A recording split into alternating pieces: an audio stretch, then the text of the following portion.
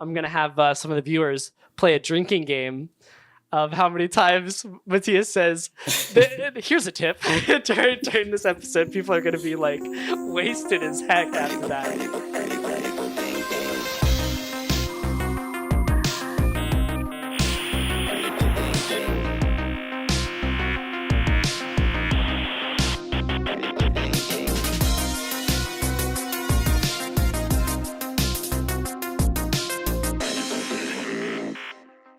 So before we started this episode, I was like, all right, man, tell me how to pronounce your name, and give it to me now, because I'm not going to get it right. Okay. You mean my handle? Yeah. Avlidienbrunn. And that means what? It means like you want someone to fall down a well and Dude, I don't know. Why do we have the weirdest handles, man? Mine is like some freaking like video game gun from when I was like 12, and you're telling people to fall down a well. That's lovely, man. But there's a little story to that. It's like that was like something that a friend of mine or an ex-colleague of mine used to say as like an insult, because he's from up north and apparently they say it there. And so I was signing up for some service. I don't forget which one it was. It might have been Gmail, but it could have been something else too. And it was it might have been Gmail. yeah. But it's like, oh, that's taken. Oh, that's taken. Oh, that's taken. So I just put that in, and it's like, you know what? This is never going to be taken anywhere. I'm sticking to it. Dude, that's freaking great, man. And so you named yourself. Yeah, in English, there's like, go jump in a lake is what people, or jump off a cliff or something like that, people will say. That's hilarious that you put that as your name. Well, dude, welcome to the pod with that lovely start. Welcome to the pod. And thanks for coming on. It's, one of the things that I love about podcasting is that you kind of get to catch up with people a little bit. Like I'm kind of bad at like keeping up with all my bug bounty friends, and we haven't spoken in like, man, it's probably been almost 5 years, maybe 4 years. So how have you been, man? What have you been up to? Why haven't you been at the live hacking events? I don't know. It's a long story. I got kind of burnt out, I guess, around 2020 or around when Corona hit, and the live hacking events stopped. And then I also had some other issues, like in my life. My relationship wasn't going anywhere, and we broke up. And then instead of handling it, I started playing World of Warcraft. Classic move right there. Oh man. So I found some interesting stuff in like the World of Warcraft. You're hacking World of Warcraft? Yeah, well, they didn't let me do some stuff in like a add-on that I wanted to do, but you could do. But, yeah. That's great, man. Well, I will say the burnout thing is something that's real. Pretty much everyone who's on the live hacking event circuit deals with it. And especially if you're doing every event for a little while, like you were, it becomes a lot. But you were actually, you came to Vegas this year and you guys won, right? Yeah. That's a good comeback. Now, oh, dang it. Move your head a little bit to the side. Is that two? Oh, is that two belts I see up there? Yeah. Dang so it, I need a new shelf. Freaking people, for a little while, it was me and Franz with the two belts. And I was like, all right, I can be happy with this. And now the number has grown substantially. And now I got to like get my shit together and get another belt. So bummer, man. Well, yeah, I would have loved to have been in Vegas this year and seen you, but such is life. And now we get to catch up here. So that works well. So I guess 2020 burnout a little bit. Stopped doing bug bounty period for a while, or what? Yeah, basically. The only thing I did 2021 and 2 was like helping some people who asked me questions. So I got like a couple of collaboration reports. But other than that, nothing. Yeah, dude, that was a underrated revenue stream for me as a podcaster, because what'll happen is, people will message me and like, let me just also put this out there for the people that are listening. I will definitely help with bugs, but they need to be actual bugs. They need to be actually good leads, right? So people will message me sometime and they'll be like, hey, I've got this, XSS I can't quite figure out, but clearly, we're escaping the XSS context and there's a valid, XSS here. We just got to like get around this WAF, or we've got to code golf in some exploit. And I love that. And it's been people, I think on average, I've made like 2 or 3K a month from like people reaching out to me since I've launched the podcast being like, hey, exploit this. So it definitely does help when you're, well known for your exploitation capabilities. Yeah, I want to give a tip actually about collaboration. Yeah, and also what I've been doing this past week with some friends. Yeah, I think that another thing that's super underestimated is to try to become, maybe expert in this is the wrong word, but really knowledgeable about a specific technology or 100%.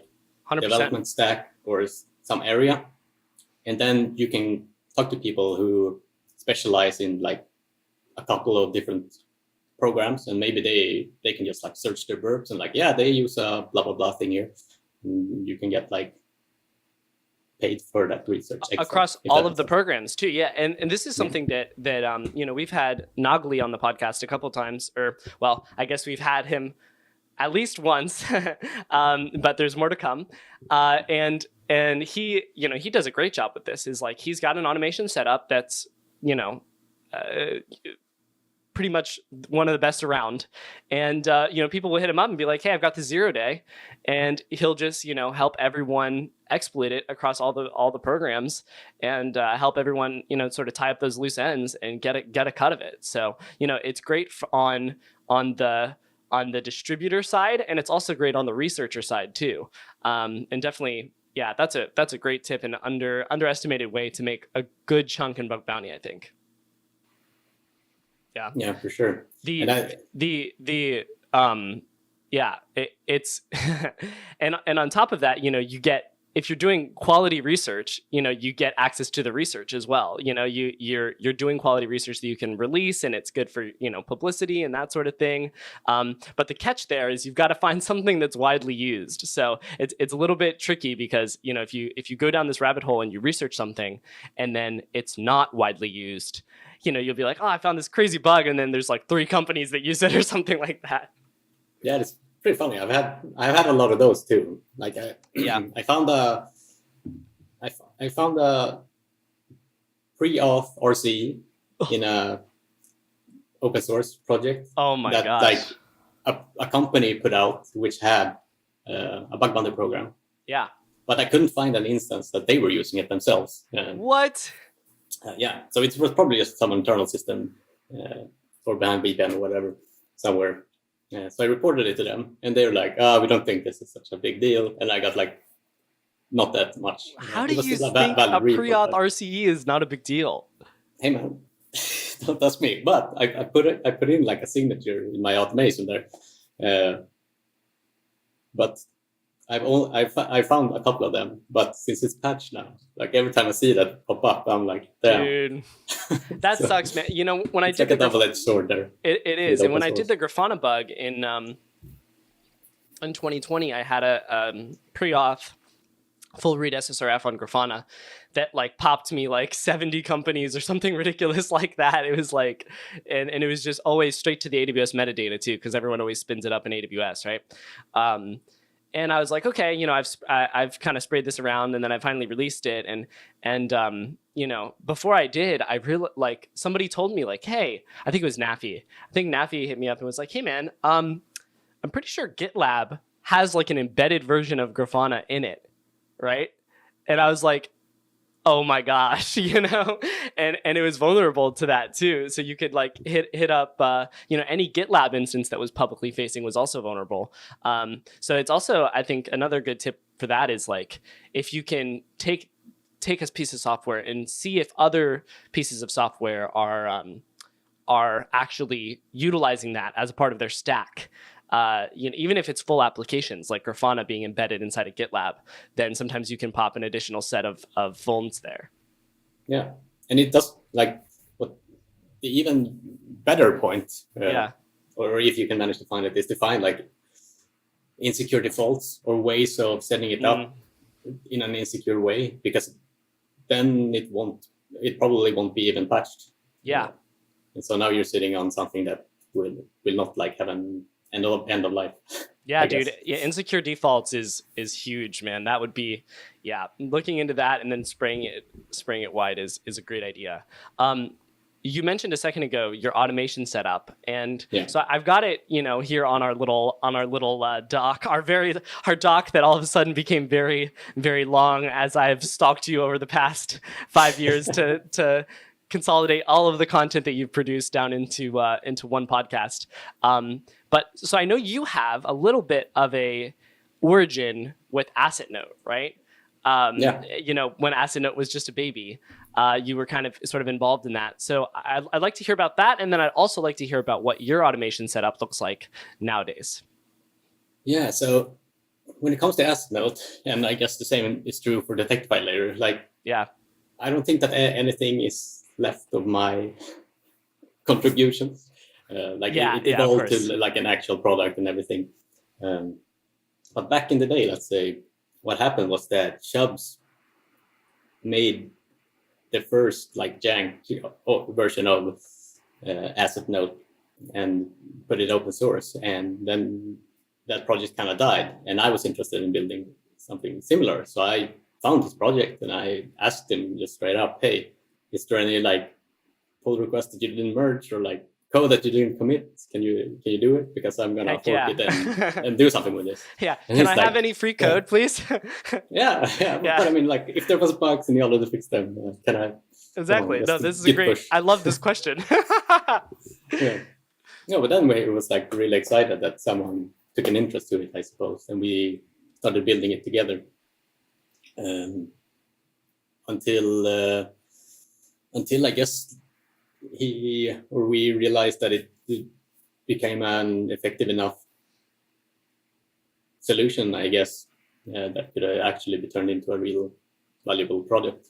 Yeah. And so then we forked again, and I chose to keep my version, which is like I rewrote almost all of it too. So now it's like we converged and we did whatever. Gotcha. It's the opposite. I know that he credits you a lot with some of the momentum that he had with Assetnote in the beginning. I'm sure with that initial interest sort of reviving the project, and then also something about project he was on the episode like there's some sort of like project management help they needed or something like that, and then you guys helped them out with that. I don't know what that was, but it must feel great to be a part of such a big thing, because like I don't know if you feel the same way, but I have like so much respect for the people at Assetnote, what they've built technically, and also just to see Shubs, and the whole team, really, Sean as well, and all them, being in our hacker groups and then going and building like this massive, product that is used by so many companies nowadays, and just kind of taking that entrepreneurial route. So that's got to be pretty cool. Yeah, for sure. It's awesome. I love Shubs and those guys. They're great people and hackers. Yeah, for sure. So your automation, you said you've mostly rewritten it. What language are you using? What kind of stuff are you doing now in there that you're excited about? It's still Python and Postgres. And it's just simple. I like simple code. So I like, the less complex it is, the more beautiful it is. And that goes for systems, code, or networks, or whatever. That's like my point of view of anything technical. Dude. So it has no auto scalability, no weird shit. It just collects data, and that's about it. And does its job and sticks it in a database. I love that, man. That's really underrated. I've talked about it on the pod a couple times before, but I was in the recon game for a long time, and like here and there nowadays, I'll kind of think about like, maybe I'll go back to that real quick and like just kind of see if I can at least get my instance sort of spun up again and get some host monitoring in place and that sort of thing. And then I go back and I look at the code and I'm like, this is so freaking complex. And even one of the guys in the Golden, actually, in the CTBB Discord, he was asking me, hey, how do we deal with wildcard subdomains, and how do we filter out, the stuff that's not a wildcard inside the wildcard definition, right? And I gave him I gave him like this whole piece of code, which works. In my defense, it does work really well, and it does filter out the wildcards quite well. But it's like it was like 500, 600 lines of code just to filter out a wildcard, and so yeah, I think it's a struggle to keep your code that simple. And if you can, it's like so beautiful and helpful for automation. Yeah, no, for sure. Yeah. And like another tip there, I mean, maybe I'm not up to date with the recon game because people are building such advanced, awesome stuff. But one thing that I think might be underrated, and this is only based on that I found them, and I have been surprised that like, why don't people do this? It's just that if you're gonna do headless browser stuff, like for screenshots, for example, anyway, then you might as well audit the network logs or the DNS logs, because I've seen a lot of places where people have, like, maybe it's not on get/, or maybe it's on some other page, but they will make some kind of external resource request, whether it's an image or like a script or something else to a domain that's either has a takeover or that's just like you can just buy the domain. And dude, what the heck, man? Freaking Mathias coming on the pod being like, okay, guys, I don't know if this is up to par for the pod, but like, and I've been doing this. I have been talking about this shit for like 4 years, and I have not once ever thought to do that when you've already got it loaded up in the browser anyway. All of the resources are already resolving. Yeah. Mathias, dude, that's genius. What the heck, guys? Go do this, all of you. Now, see, this is the problem, Mathias. You're about to learn after this episode, because you say stuff on the pod, right? And then, people actually listen to it, and then they go do stuff, and now your secrets are gone too. So I should have warned you, before this episode, but I appreciate you dropping that awesome tip, because I'm sure that will lead to many, many takeovers and many, many vulns for lots of targets. So that's a freaking great tip, man. I want to give tips. Like it's a good challenge to just put stuff out there. I think France noted it too, but like, it's good to get your secrets out there, because then you need to get new ones, and that motivates you to do research, I guess. Yeah, I'm glad you both have that mentality. That's really beneficial for me. But on that point though, there's different ways to publish your research too, I guess, because I'm not very good at writing blog posts, or maybe I'm good at it, but I don't do it. Freaking Franz just pumps them out, man. Like, what the heck? Yeah, no, he's a beast. Like the same with like writing reports. Like, he could be like one of those people. What are they called? Like when you're in court and you have to type really fast. Yeah, I don't know what those things are called. He could be one of those if like this bug bounty thing is going. Is it a stenographer? Yeah, stenographer. That's it. That's the word. Yeah, dude. But it's crazy. And I was looking at, in prep for the episode with him, I was looking at like the history of research that he's kind of put out over the past, forever. And I missed, I had like a full list of like 8 or 9 or 10. I was like, man, this guy puts out so much research. And then we get in the episode and he's like, oh yeah, I wrote about this in that blog and this blog and that blog that I didn't have in the list. And I was like, you are just like a freaking, writing machine. So yeah, that's very impressive. And let me tell you, Mathias, man, podcasting is great. Can I highly recommend podcasting if you don't like writing reports? Because you can just get on the pod. You don't have to do multiple takes or whatever, and you don't have to like refine your thing like you do on YouTube. And you get to just sit down, chat, be authentic with the people, and you get that information out there. So maybe we'll have to make you like a reoccurring guest on the podcast or something. Yeah, maybe. Yeah, that sounds great. I mean, another thing is like another benefit of sharing is that if you're not very good at storing your information, I mean, you have it in your brain, obviously, but it's like you get an archive of your stuff. You don't forget it. Yeah, go back, and if you can deal with listening to your own voice, right? Like I listen to the pod every single week, the Critical Thinking podcast every week, just for like quality assurance purposes and just to like make sure it's hitting, the standards and that sort of thing that I want. And in the beginning, it was like nails on a chalkboard, man. It was like making me want to, what is it? Avliden Brun. It was making me want to jump in a well, man. And, and, and yeah, but after, a couple episodes, that kind of wore off a little bit, and now it's not as terrible, unless I laugh, and then I'm just like, what the heck is that laugh, Justin? What are you doing? But yeah, it does help. And also when you talk about it and you teach it, or you discuss it with somebody, it concretes it a little bit more in your head. And we were talking about this, before we started the recording, but we've all got that sort of technical context window of sorts, right? So like you deep dive a specific piece of content, of research, and then like you're super excited about it. You've got it all in your head. And then if somebody asks you a question about that 3 months later, it's like, oh man, I swear I knew the answer to this question, So, but if you get out there and you talk about it, it sticks a little bit better. Yeah, I had that this just like yesterday, or if it was 2 days ago. Okay, so backstory. France and I have teamed up a little bit with Cishano and Jonathan Bowman. Oh man! Oh gosh, that combination, man! Holy crap! Yeah, we found good stuff. We started like last Friday or something.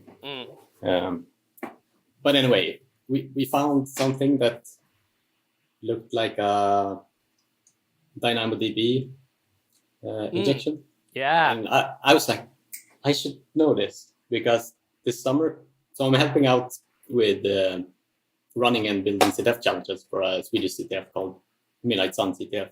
And I made like a DynamoDB CTF challenge. Oh, did you really? So at the time I had like, at least to me, novel research and stuff to do with DynamoDB. Right. But now when it came up just a few months later, it was like, I have no idea what that was.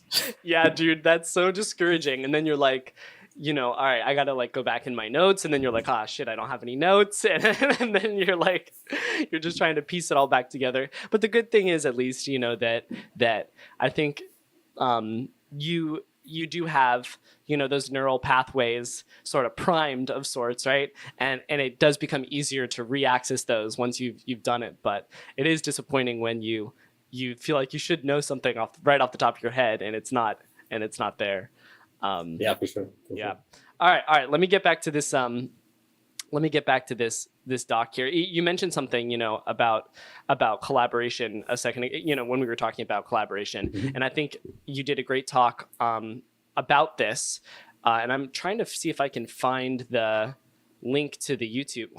I took like 6 screenshots of this YouTube video, and then I didn't actually save the video to my doc here. So we'll link it down in the description below. But you did a talk at, I believe it was an OWASP conference a while back, talking about collaboration and mentioning that, this sort of concept of bounty effectiveness and how collaboration sort of affects that, right? You increase the number of bugs found, you decrease the risk of duplicates, you decrease the time taken because of how, you're getting sort of double time, right? And I love this concept, man, of like creating, and we were kind of talking about it last week on the pod with Joel and Sam, even though they were kind of shitting on my idea of like, trying to minimize bug bounty down to like a function of how many attack vectors, or reasonable attack vectors is what I should have said, that you try on a target, over time. But I just kind of wanted to brainstorm a little bit on this together. This concept of like, how can we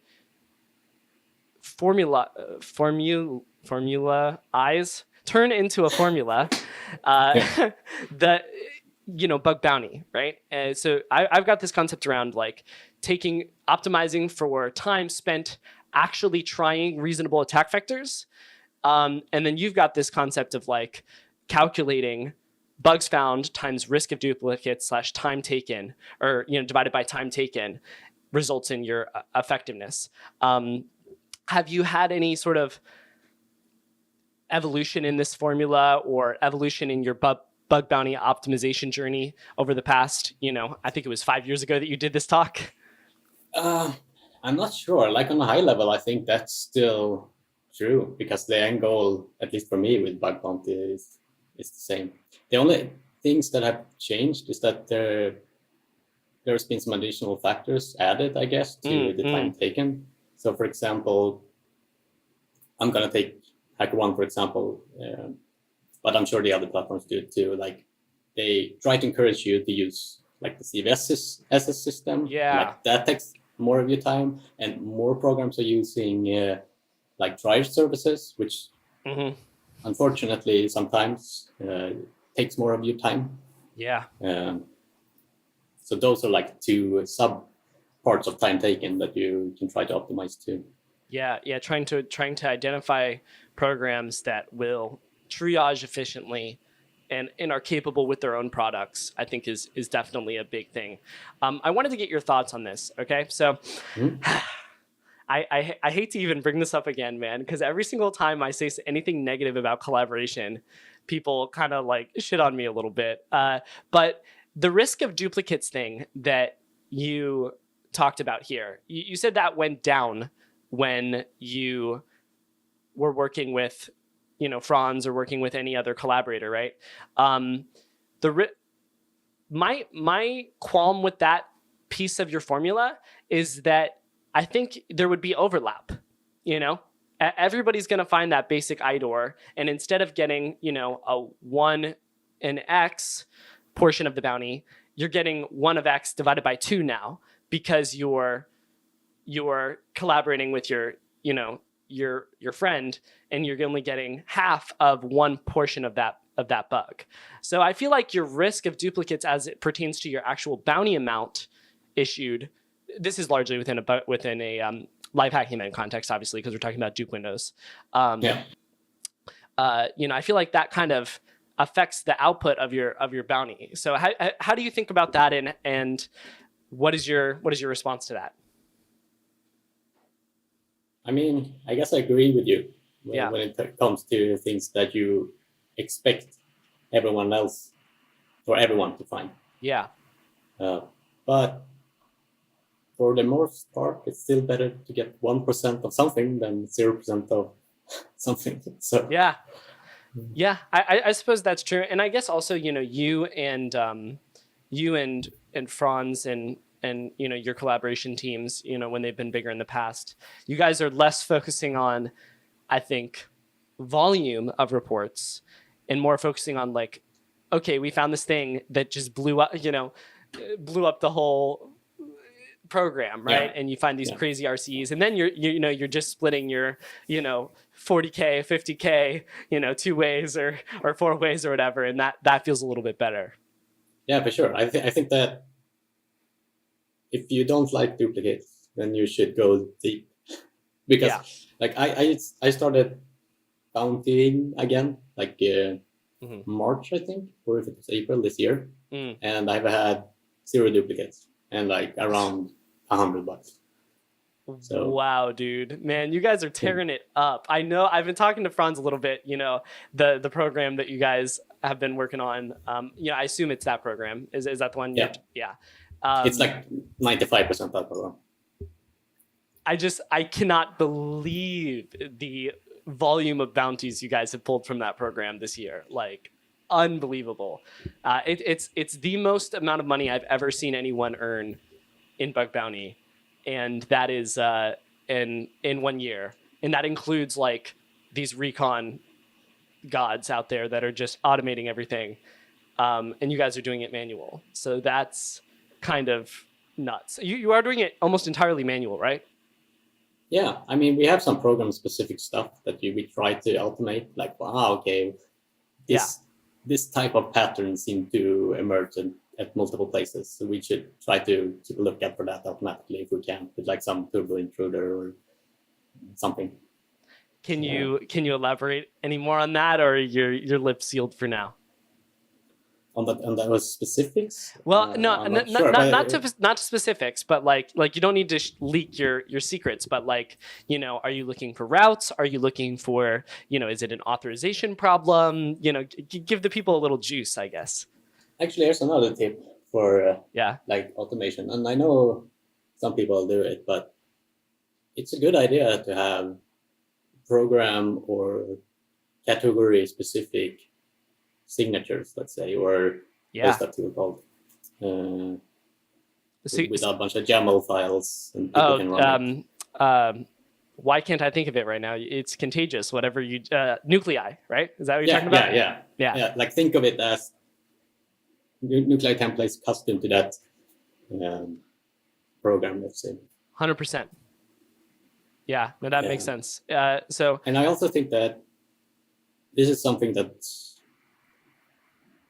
I have a big problem with, like automatically repeating requests in burp. It's can someone please make a good burp extension for that? Okay, so hold on. There are some extensions. What do you mean by automatically repeating it? With a specific modification?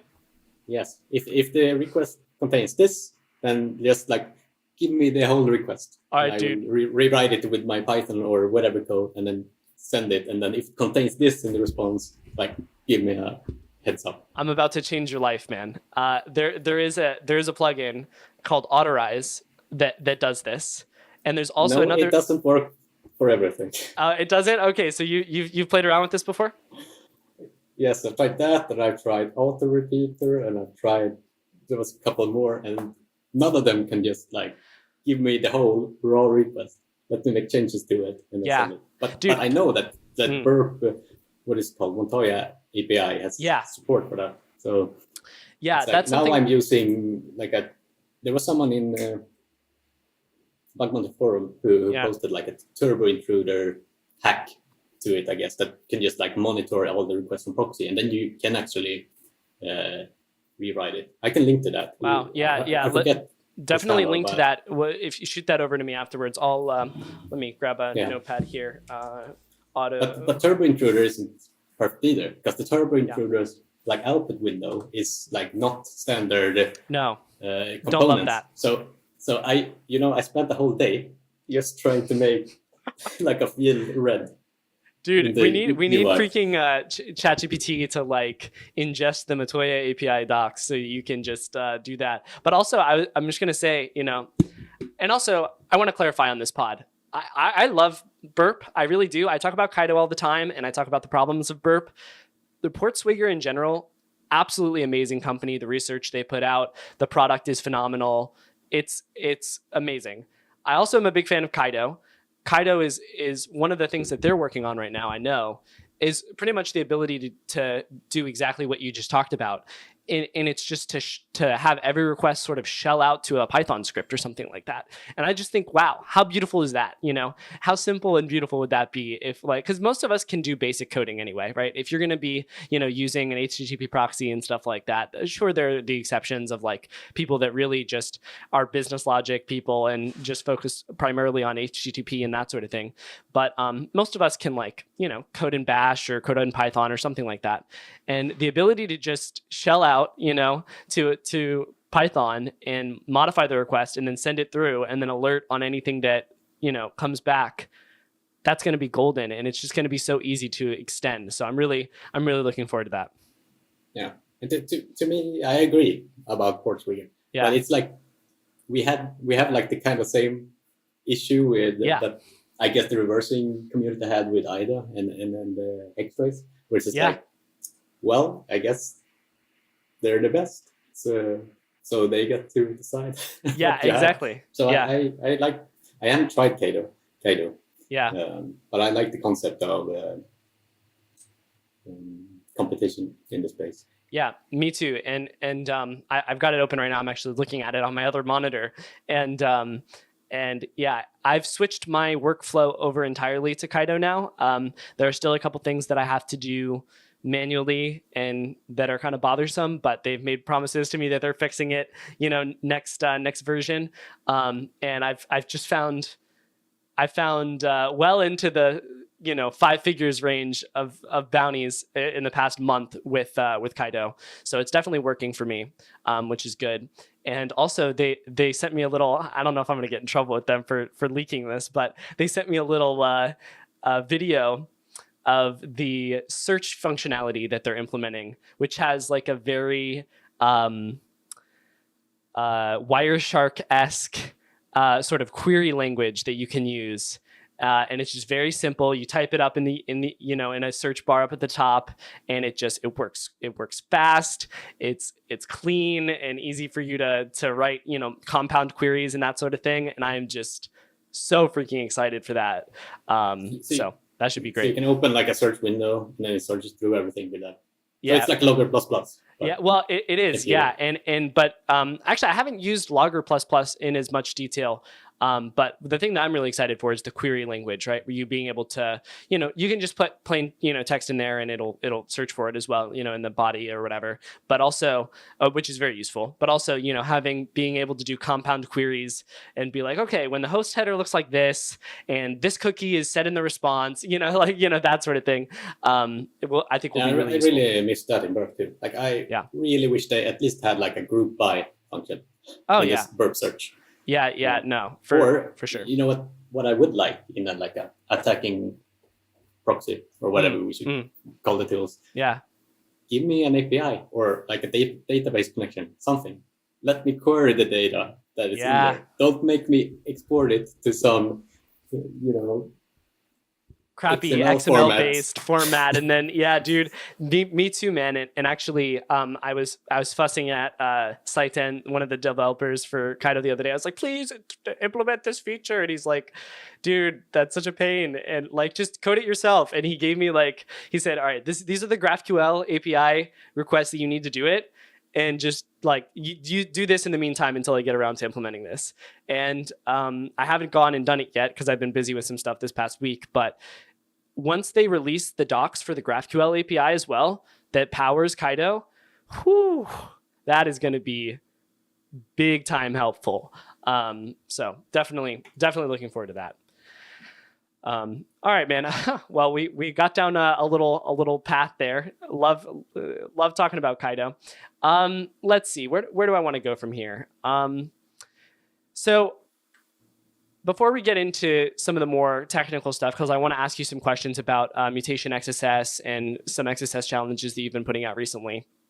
I want to hear about Detectify and your experience with that, because essentially the story as Franz told it was, this young whippersnapper comes into his whatever e-commerce company or whatever it was, and he's sitting in the corner ARP spoofing everybody in the office and doing hacking stuff. And then, Franz walks up and he's like, wow, this guy's a genius, and we got to let him do what he's, best at, which is security related stuff. And, you guys started Detectify together.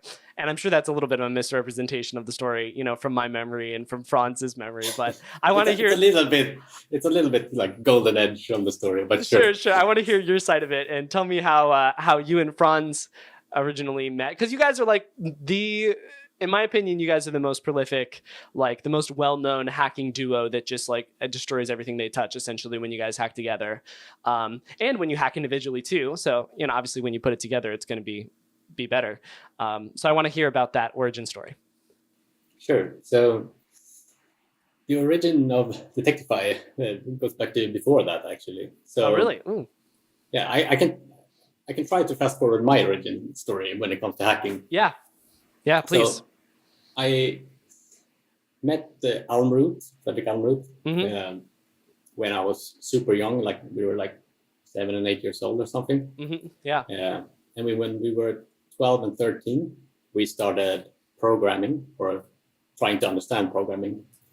And we fell into analyzing Windows VBScript malware.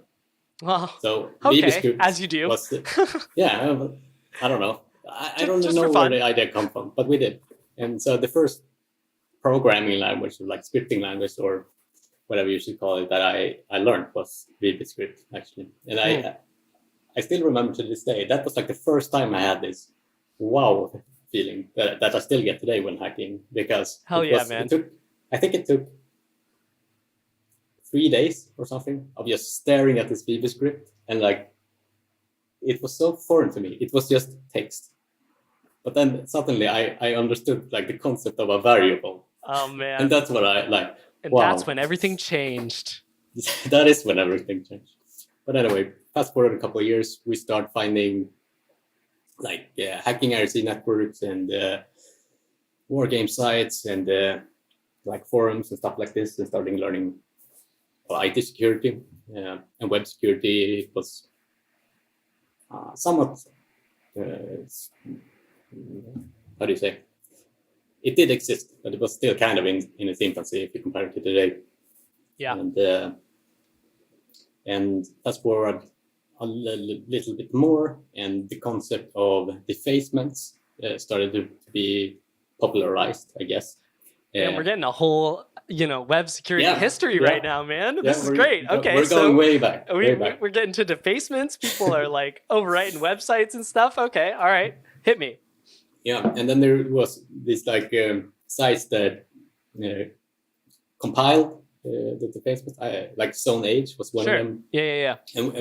And we kind of, during that time, we had some weird insight, or like it was from like the old school hacker community, where it's like read a fucking manual and like do everything yourself in some kind of way. Yeah. So we didn't use any like external. I mean, we used the operating system, of course, but we tried to build everything ourselves. Dude, what the heck? Why are you having to specify that?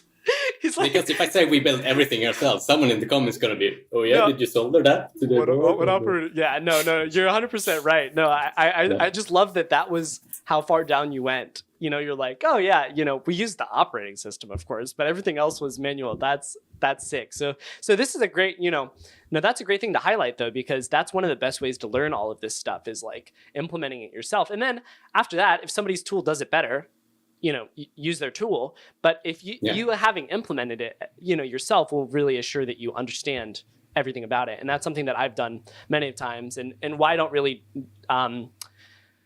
why I tell people to write their own automation stuff rather than using all of, some of these great tools out there.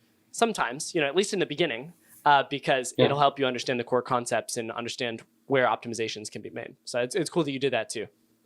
For sure. And I think that it's a good exercise for anyone to like take an RC and try to build an implementation of it. Yeah. And then you'll come to realize that, okay, this is just code like anything else. It's not magic. Yeah, 100%. But in any case, we joked around about these compilation defacement sites, because a lot of people, what they did was they went to like Millworm or similar places where public exploits were published, and they just took it and like copy pasted it on a bunch of places. So we were like, yeah, well, that's not hacking. Classic script kiddie shit right there. We can build a program that's better than that. Yeah. Was kind of the and that's Detectify. Yeah, that was like the absolute first version of Detectify, and it wasn't called Detectify until. So was this pre you joining the company with Vulns? This was pre. How old were you? At this point, we were 17 and 18. 17 and 18. Okay, gotcha. Nice. So you've already been doing this for a while. When did you first start getting interested in IT security stuff? That was like 13 or 14. Yeah. Same age here. So that's something you see pretty early. And I know you're like a timeless elf over there. You still look exactly the same, and everyone's like, he's like 18 when we, when first met you, but it's different. And you've got a bunch of context on the early bug bounty sort of space and what it looked like when it first came out. And you remember being involved in that in the beginning. So I'm going to ask you questions about that later, but first I want you to finish your story here. So, you start building the early versions of Detectify because you're like, okay, we can make like a better version of this, and code it ourselves where we implement our own, exploits or whatever. And so, how did that integrate with Franz and Franz's company or wherever you were at the time when you started working with him? So we had a friend in our high school. I don't know how to translate that. But the school you go to when you're 18 and you graduate at 18 in Sweden. But we had a friend who had a job at like Francis and his business partner's company as a programmer. So we were like, university? That sounds boring.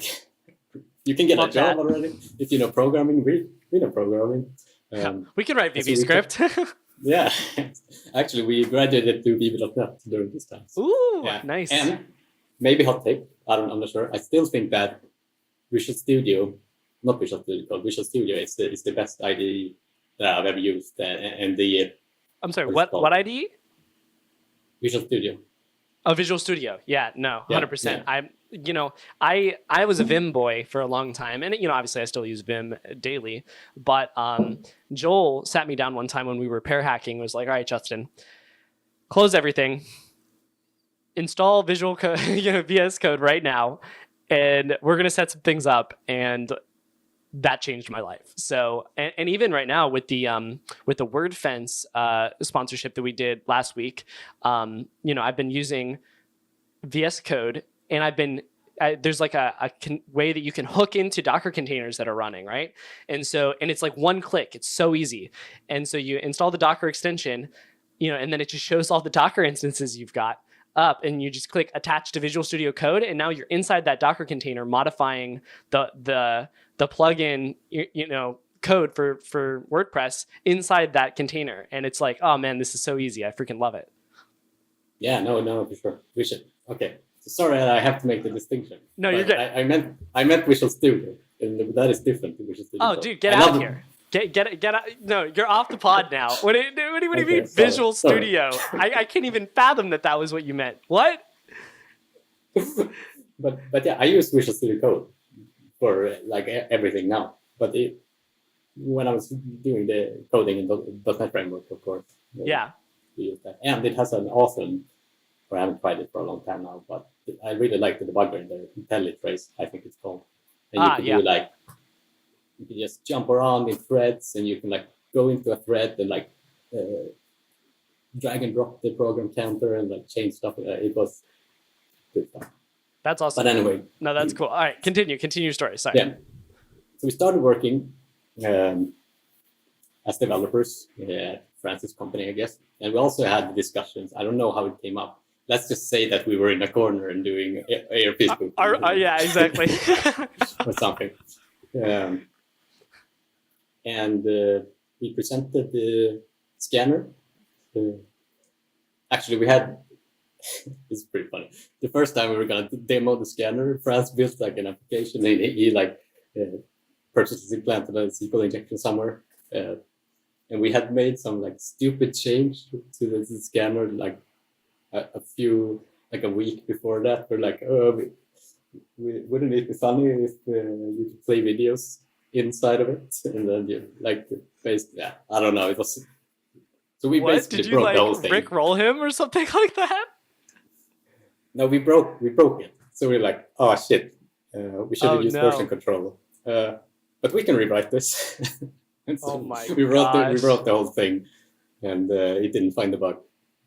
Yeah, well, the purpose of it was not to find bugs that exist in the, or at least as far as I understand it, it's not like crawling endpoints looking for SQL injection. It's like it was done. Oh, it was that. Oh, okay, cool, interesting. That's cool. Yeah. So we were thinking of competing with like these big. I think one of them was called like IBM Rational App Scan, and this like super enterprise project which was doing basically that. But there wasn't any players that we could find, at least in the low medium sized space. So that was like the original pitch. But then it's like shifted through the years. So now it's more, they have this monitoring thing and not much. But back then it was. But then we talked with Franz and his business associate, and it was like, okay, we'll found a company together.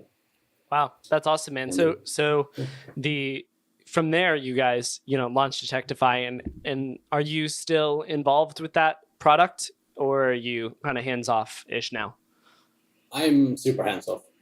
If there's some research that I think can be implemented, the product, I submit it via the crowdsource platform. Oh, so you just use the product, as a researcher. And like every now and then I'll visit the office and stuff. But I'm just some guy now.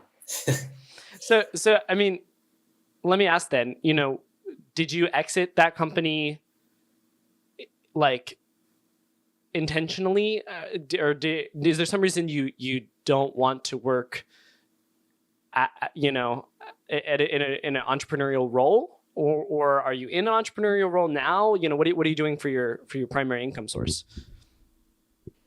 So there was 2 questions there. Yeah. Like, okay, let's see if I can finish the story. Oh no. And I cut off your story too. All right, I'm sorry. Go ahead. Yeah, we started building Detectify. We make some decisions to build it like a traditional startup at the time.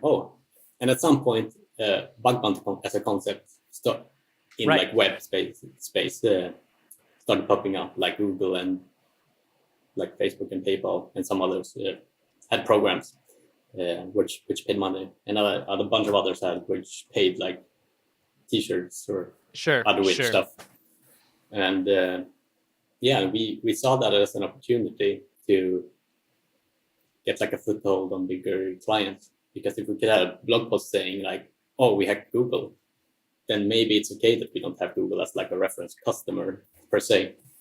And that actually did work. We see that time and time again in the bug bounty world. Yeah, so that was kind of like a two-purpose thing with bug bounty. And so me and Albert all started doing it back then. So yeah, that was a fun time. No platforms, and it's the Wild West. Yeah, dude, I've got a bunch of questions about sort of OG bug bounty stuff, and you mentioned you made some predictions about bug bounty, which I think were really accurate. In a talk a couple of years back. So we'll swing back to that in a second. But yeah, so I guess have you considered full-time bug bounty, or do you want to be an entrepreneur? Do you want to work for a company? What does that decision look like for you as somebody who's clearly skilled enough in bug bounty to make it work, full time? So I did try full-time bug bounty actually for 3 months, just as I left Detectify. And I left Detectify because I didn't like the way the company was going, become too enterprise, too American startup-y. And there was just some decisions that I didn't feel like it was going right. So I decided, I'm going to do something else. Or actually, I decided I'm going to do bug bounties instead. Nice. Okay. And I did for like 3 months until I just found myself one day like, what day is it? Why don't I care? Yeah. I need to get some structure in my life. 100%, man. Yeah. So, and there's some people who can do it, and like props to you. But ever since after those 3 months, I've had like a part-time employment. So I've been working as a traditional pen tester. I've been working with security training. I've been working like blue team also. And also had done like some freelance projects. But it's always been something to keep me at bay. Yeah, no, that makes a lot of sense, man. I mean, the structure thing is one of the hardest things about full-time bug bounty, and like, especially for the people that have the skills to make it actually work from a financial perspective. Like, they almost all have the tendency, myself included, to just dive into it head first, like no restraint, and just wake up and be like, wait, what day is this? All I can think about is XYZ, and so that's definitely one of the most common pitfalls that you see, and it's, as you pointed out, it's really unhealthy, and it's one of the things you got to beat if you want to do it, full time in the long term, and it's like you pointed out, it's something that you need to shut off, and you need to go back to part-time employment or full-time employment if you can't, because it's just too destructive, and so I'm glad you had that wisdom to go down that path. Yeah, no, for sure. That's I might try again at some point when I'm older and wiser.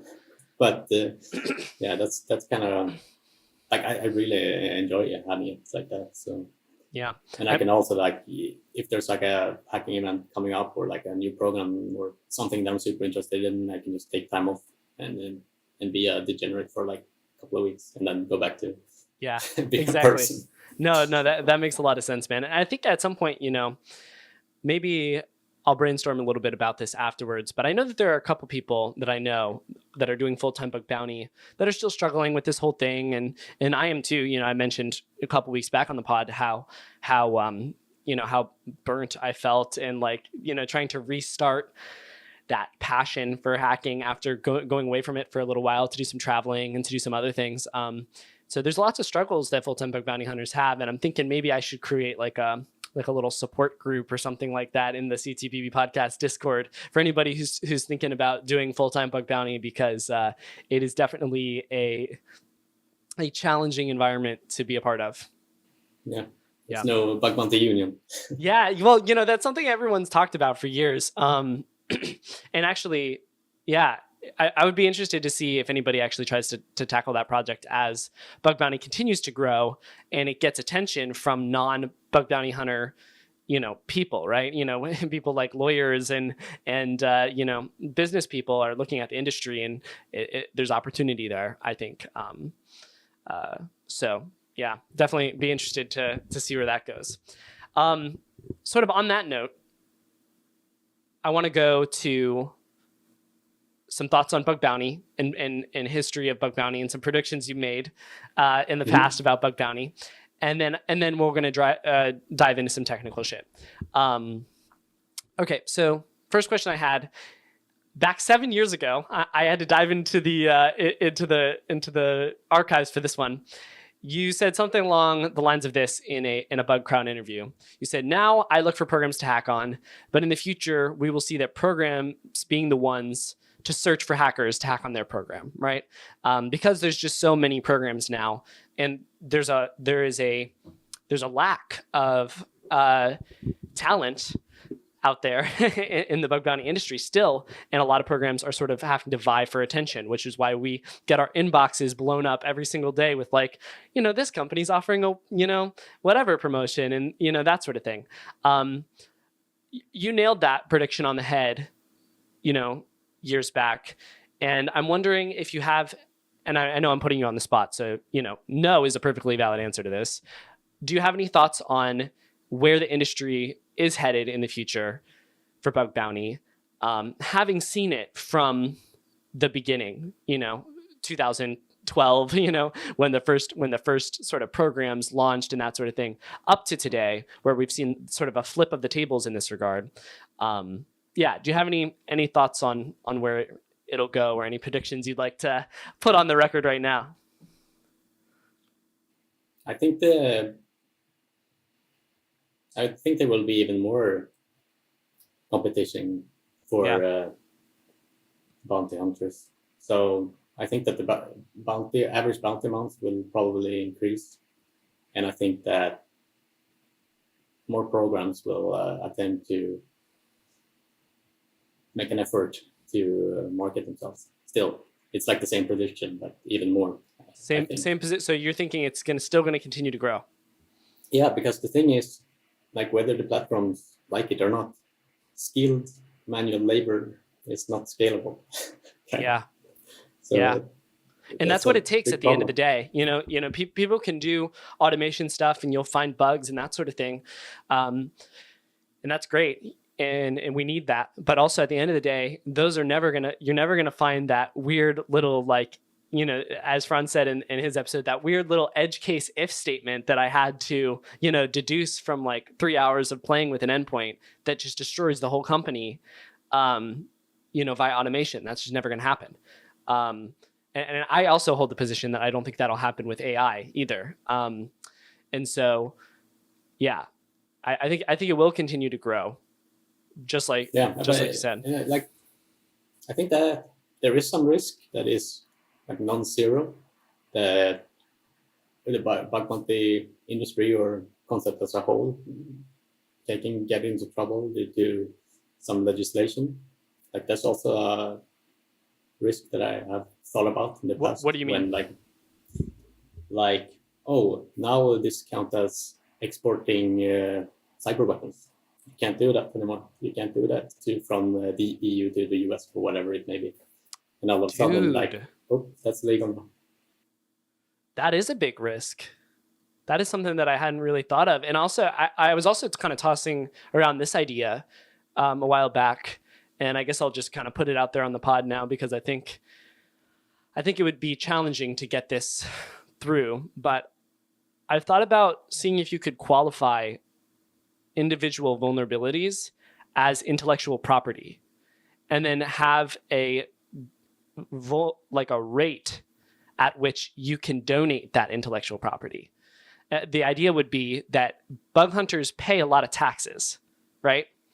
And how awesome would it be if we could hack on nonprofits that don't have the money to pay normal researchers anyway, donate intellectual property to that company in the form of a bug report, and then receive a tax write-off from that company for a standard vulnerability amount, for a critical 10K, for a high, 5K or whatever, and use that to offset some of this massive tax burden that we've got as hunters.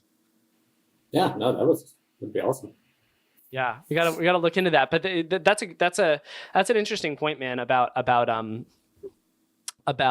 exporting cyber weapons. I need to go look into the risk of that, because at the end of the day, we've already seen that with China, right? China already put a thing out that says, like, all right, researchers, you can't participate in like Pwned or something like that. You've got to do the inside of China Pwned, where all of the bugs go to the government, right? At least that's what I've heard. And so, yeah, there's definitely risk of that sort of propagating, I think. Yeah, and like the same is true for like researchers from those countries. Like I'm thinking about these Russian people who suddenly got kicked off of platforms because like the sanctions. Yeah.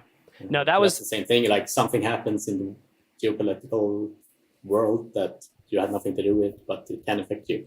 Yeah, 100%. No, I hated the way that they dealt with that situation. And I don't know whether that actually got reversed or not, because I meant to look into it and I don't remember off the top of my head. But I know at one point, HackerOne was like, okay, no bounties for people in Russia, and we're donating them, all of them. And I'm like, what? Like, you can't, you're just going to donate that money?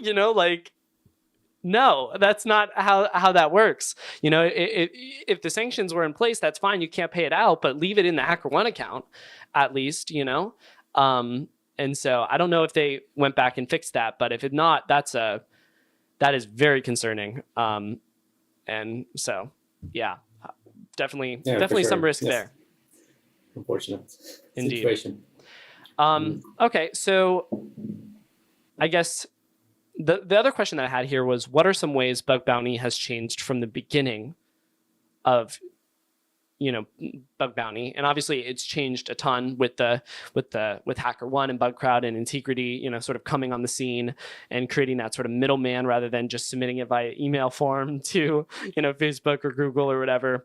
Even though we do see some, programs sort of moving again away from that, with I think Salesforce launching their own thing, and obviously Facebook is running their own program in conjunction with some of the big, middlemen. So that's cool. But are there any trends you can see across bug bounty history? Because we have few guests that have been involved with this from the very beginning, like over 10 years ago. Any trends you're seeing or any things you want to highlight in bug bounty history?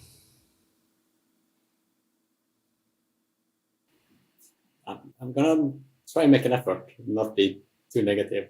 I think that's like a true stereotype of hackers too. Like we love finding problems. Yeah. So it sounds like you're so negative, but I try to find the positives too.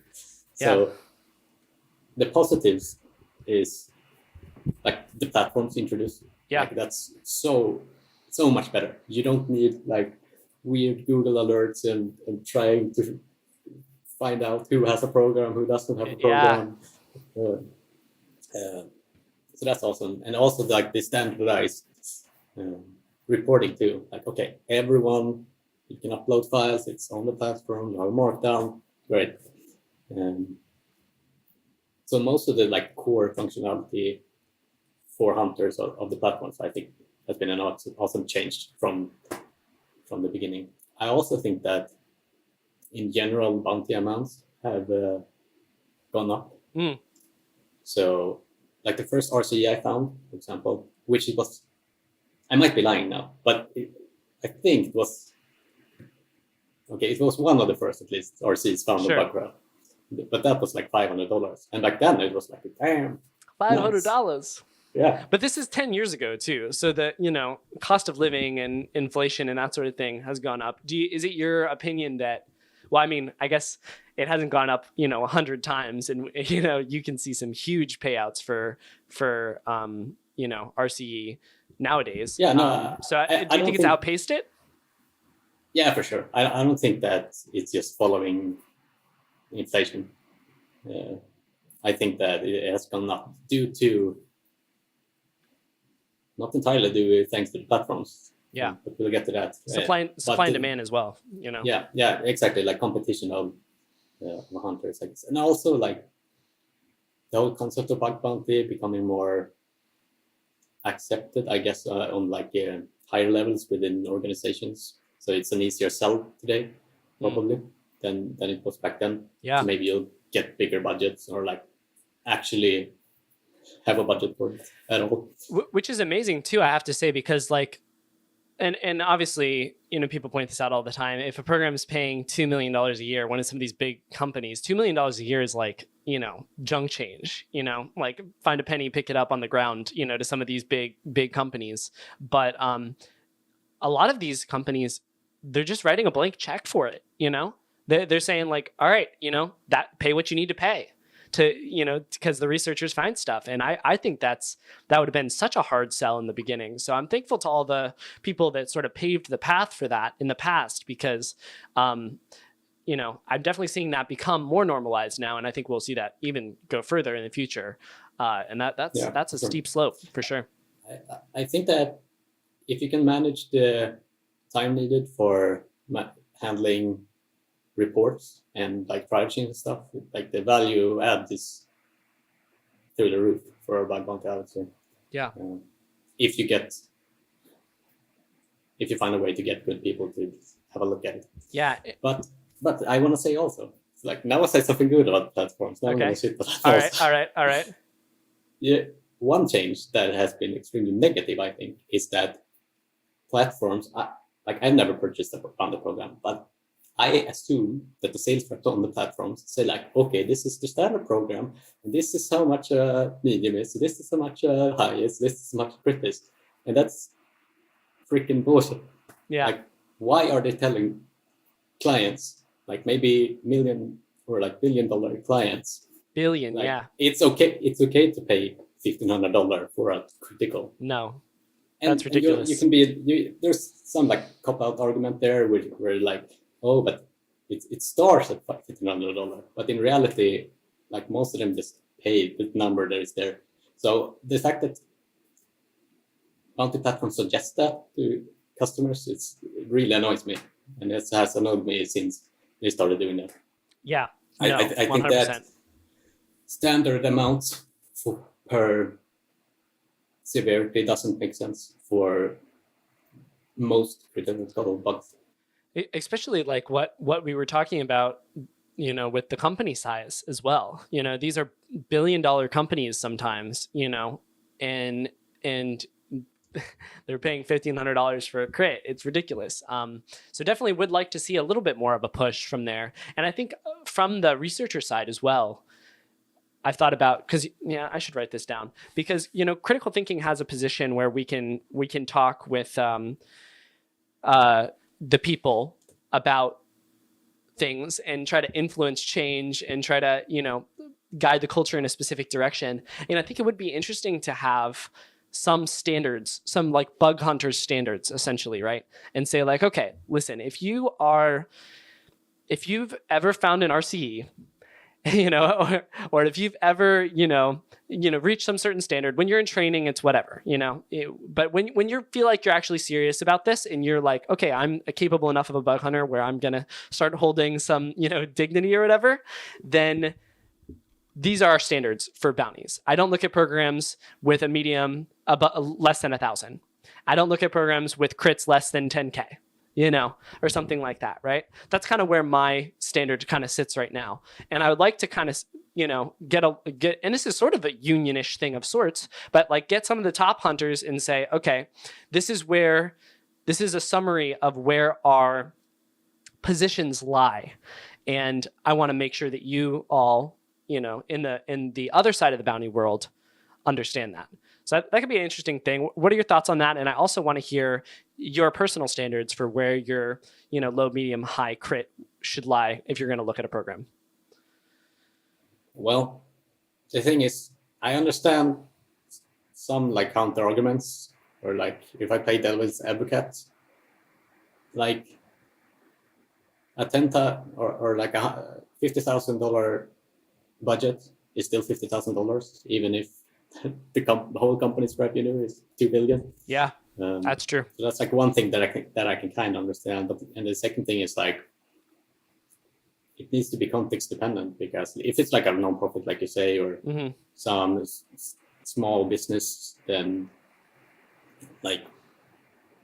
that could make sense. But I think that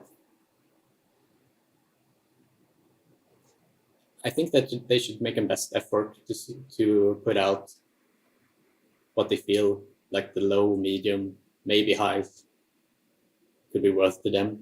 And I think that the critical should always be, will decide on the spot. And not defining a minimum? Yeah. And especially not defining a maximum. That's tricky, man. That's a hot take, dude. I don't know that I would hack on a program that says we'll decide the critical, unless they had sort of a track record of saying, okay, we've paid criticals 20 grand, 30 grand, 40 grand, 50, like that sort of thing. Because if they say like it's a critical and we're going to give you, 3 grand, then that would feel real bad. Yeah, but like, if you don't trust the program, then how can you take those numbers seriously anyway? And also, it's like context dependent within the program too, because it's like, oh, I got a shell here. Okay, it's a test box. There's no data, nothing of value here. But yes, technically, if you put the CVSs in, it is a crit. And then it's like bad to the other way too. Yeah.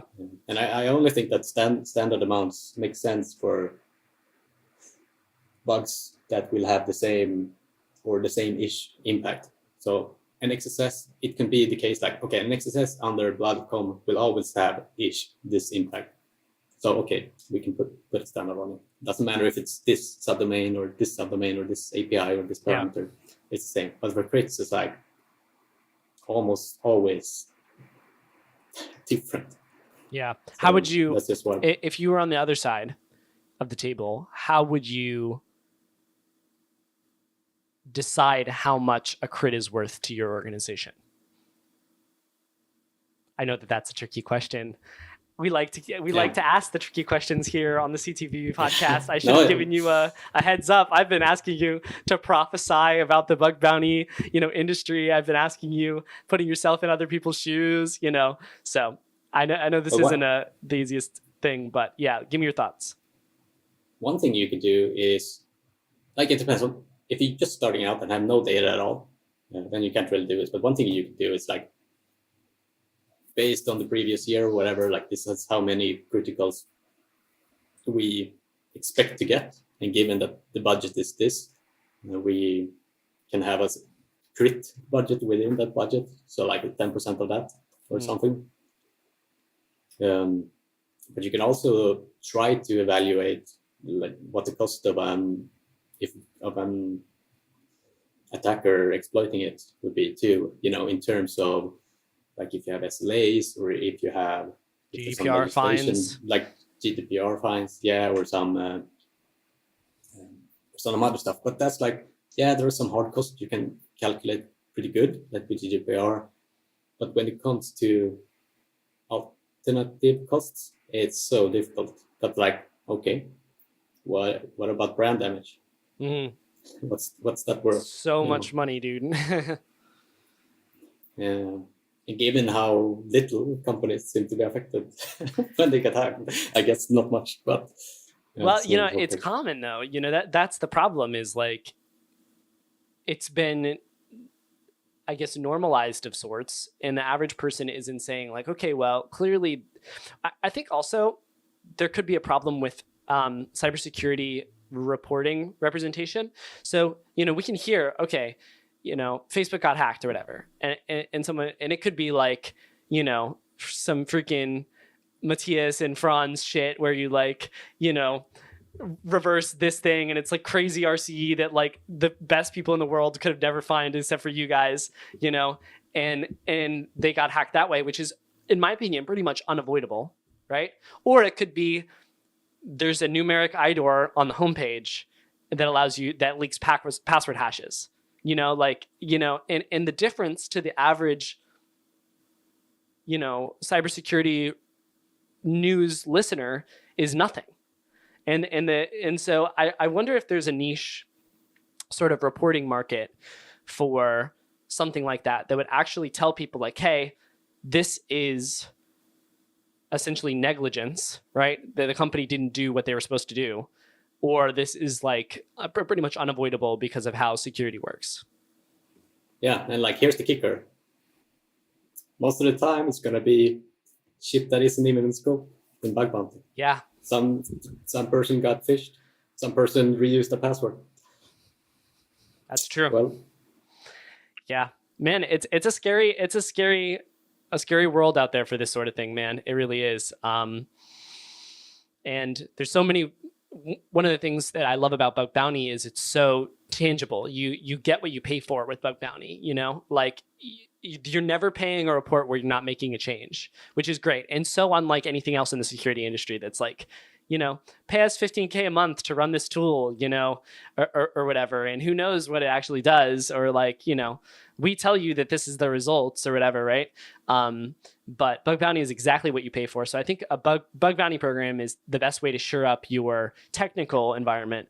But there needs to be some serious investment made into securing up your personal environment as well, your human environment. And that's what I like that people are doing with the whole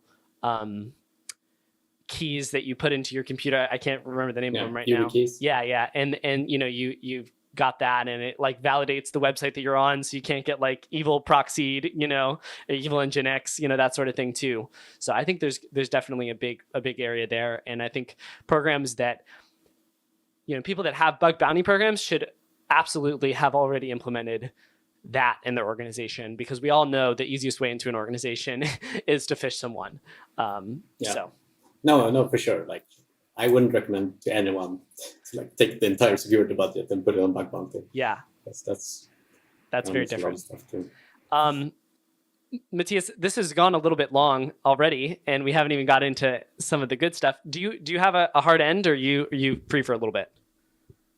No, we can do it. Okay, I'm just more nervous, like for the listeners and stuff. I don't want to take up people's. No, dude. The last response we got to the Franz episode was like, "This is amazing. 2.5 hours of ramblings. This is amazing." Oh. So Okay, let me say that. Okay. Just put it on like 1.25 speed. Exactly. Right. That's I listen to all of my podcasts on 2 or 2.3 speed, and when I go back to normal speed, I'm like, why does this person's voice sound so weird? It's like, this is... Where does Smurf go? Yeah, exactly. All right, man. So I think... All right, well, we've gone down the whole path of almost all of the stuff that I wanted to cover from the non-technical side, but I will ask you one more thing, okay? And Joel is in here today. Joel has got a new cat, so he is dealing with some baby kitten craziness this morning. And I wanted to make fun of Joel a little bit. I've even got a note to myself in the document, make fun of Joel here. on the topic of Nerdsnipeability. Now, Joel is a great partner for me in hacking and in the pod for so many reasons, but one of the primary reasons that I love him is he is nerd-snipeable as heck. You can say like, hey, Joel, I just really don't understand this thing. Like, what does this mean, Joel? And then he has like a obsessive, like, oh, I'm going to figure that out right now, sort of response to that. It's this great concept of nerd-snipeability. And you mentioned that you got nerd sniped by a tweet that I did a while back on XSS stuff. And I'm wondering, do you consider yourself a particularly nerd snipeable person? And do you think that is a weakness or a superpower in your own sort of bug bounty journey, but also, I guess, knowledge journey in security? I think, yes, I am. And I also think it's a net positive. Yeah. But the thing is, like, nerd snipeability doesn't always only apply to good stuff, like learning IT security stuff. Like, I have the same thing with, like, I got nerd sniped into World of Warcraft, World of Warcraft, yeah. Yeah, I need to stay away from non-productive stuff that can get too interesting. Yeah. So that's good to hear. I think at the end of the day, it is a net positive because you do get that hyper focus. But I also know that there are a lot of struggles that come with that too. It's strange. Like it's the same when I'm hacking. I love understanding how things work. It's awesome to go from what the hell is this black box into I understand what it does, and I know exactly why you wrote the code like this. And I would do it too if I didn't think about this, and that's why there is a bug here. Yeah. But the way there is sometimes like frustrating, and it's strange. Like sometimes, like if my girlfriend's home or if I'm sitting somewhere, I keep like excusing myself because I'm like swearing and like, God damn it, and like, I just copy and paste it. Like, why did you select that extra space? Like I'm really like. Do you talk to yourself out loud?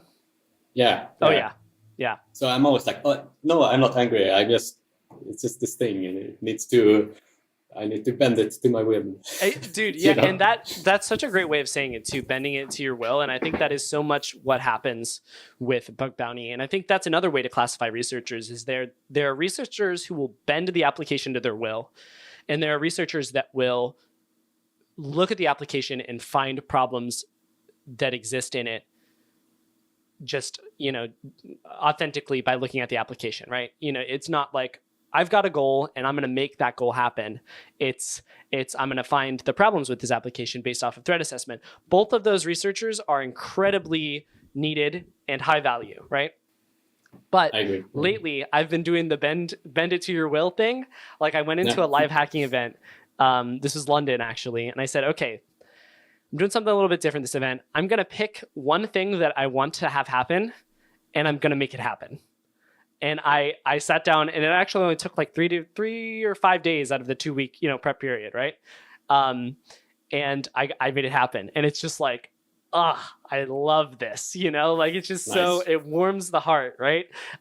So when you're going deep and you're really bending the application to your will, I think there's a lot of really good emotional payoff for that sort of thing. Yeah, no, for sure, and I agree. Like one of the bad parts though is like sometimes I get too much of it in a rush, I guess, to get to the goal. So I'm like not documenting enough my files named 1, 2, 3, 4. Yep. Like my burp tabs are everywhere, my Chrome tabs, and also like I'll catch myself like, okay, I'm gonna go get coffee, and then like I don't walk to the coffee machine. I like skip and run. Like, yeah, what am I doing? Yeah. I'm not in a rush. That's great, dude. I love that. And then you run to the coffee machine, you pour the coffee, you get back as fast as you can without spilling it. You set it on the desk, don't even drink it, get back to the thing, right? And it's freezing cold by the time you take the first sip.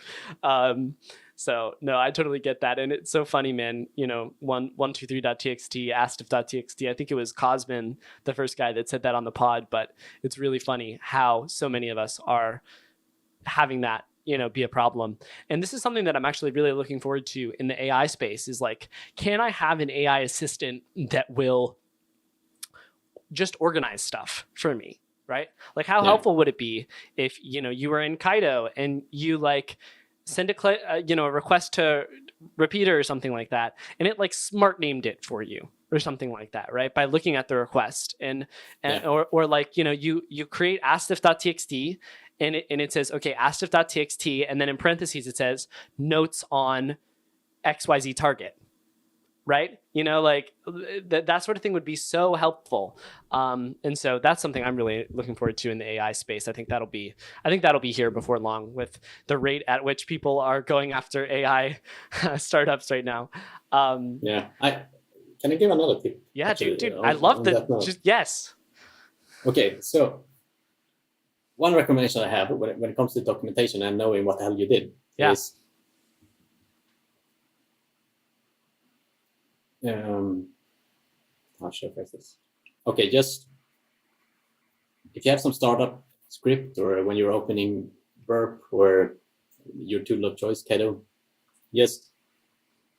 I recommend sending everything through there and then doing the filtering in the tool itself, instead of having like filters in the in like your proxy extension, etc. Because then you have everything. Nothing can just vanish and go missing. And yes, it will require like more RAM and resources, but it has helped me so many times by doing that. And also, the first thing I also do in my startup script is I SSH into one of my boxes, but you can also send a request through Burp. Maybe someone has talked about this already. Just so you know, like, this is what my IP was, my external IP was at the time. Yeah. In case you need it for later. Dude, that's great. And you mentioned that in the talk, and I did find the talk, by the way. It's how to differentiate yourself as a bug bounty hunter. And we'll link that in the description. But you mentioned that in there as well, saying like, never, ever, ever let go of your data. Just storage is cheap. Go to the store, get a 8 terabyte, external hard drive, drop those burp files onto it, after you're done. And then someday when you're like, oh, I've got this 0 day, that affects everything that has the parameter, XYZ123, you just go to that whole folder, you set up like a rip grep, and you just say, all right, give me everything that has XYZ123 in it. And now you've got years of data sort of piling up there. It's awesome. I definitely do that. I've got an external hard drive right in front of me that has over 100 gigabytes, probably over 500 gigabytes of burp and Kaido files. Actually, I don't know that I have all my Kaido stuff on it because Kaido's so efficient with it that I can grep through, which is really handy. That's actually something I'm curious about too. Like, do you have any Kaido projects which are really big? Because I feel like around the 500,000 request mark, Burp is like really struggling, even opening and Let me look at this right now. I have a Kaido project. It's this one right here that is 22 gigabytes. And it's the same thing that let me tell you how many requests are on it. I was gonna say just roughly. Yeah. 350,000 requests in the actual project. And then I've got over 200, probably close to 300 repeater tabs, and then like 20 automate sessions, which is the equivalent of Intruder, right? And the thing still works just like, it did whenever I booted up Kaido, for the first time, with the exception of obviously searches are going to take a little bit longer. And who knows, maybe they'll have optimized that with, the next search patch or whatever. But yeah, I hope they did build something to make it searchable, like in memory. I think that's one of the differences, if I'm not mistaken, with like Logger++ versus the normal search. Like Logger++ will actually load everything into RAM, Oh my God. Obviously, that's faster to search. Yeah, that's not great. That is real bad. Yeah, and I also just want to shout out the fact that when you asked me that, it took me less than 10 seconds to switch into that project and, get in from the project that I had open and check the request count, which is just so beautiful. And my workspaces in Kaido are so much cleaner because you can literally, it's like one click to change projects, no lag time. So really love that. Okay, so technical shit. Yeah, technical shit. Yes, I'm sorry. We've been waiting. It's an hour and a half in. I might actually add a little disclaimer at the beginning of this episode. That a lot of the technical shit will be, at the 1 hour 30 mark or whatever. It's funny. Matthias, the tips. All the tips are great too. So those are technical as well. Yeah, dude, you can't leak my super secret titles for the document that we have on this side of the pod. I send him this document, and there's two categories. It's like technical shit and personal shit. And we spent a little bit long in the personal shit section. I should have just introduced you and then went right into the technical shit. But here we are, and we got some great tips along the way. So I'm happy with it. So a part of my research for the technical shit section is going through every tweet you've ever tweeted and finding all the interesting stuff and getting ready to talk about that. So you put out this tool, Hack a Planet 10. No, it's Hack the Planet in Swedish.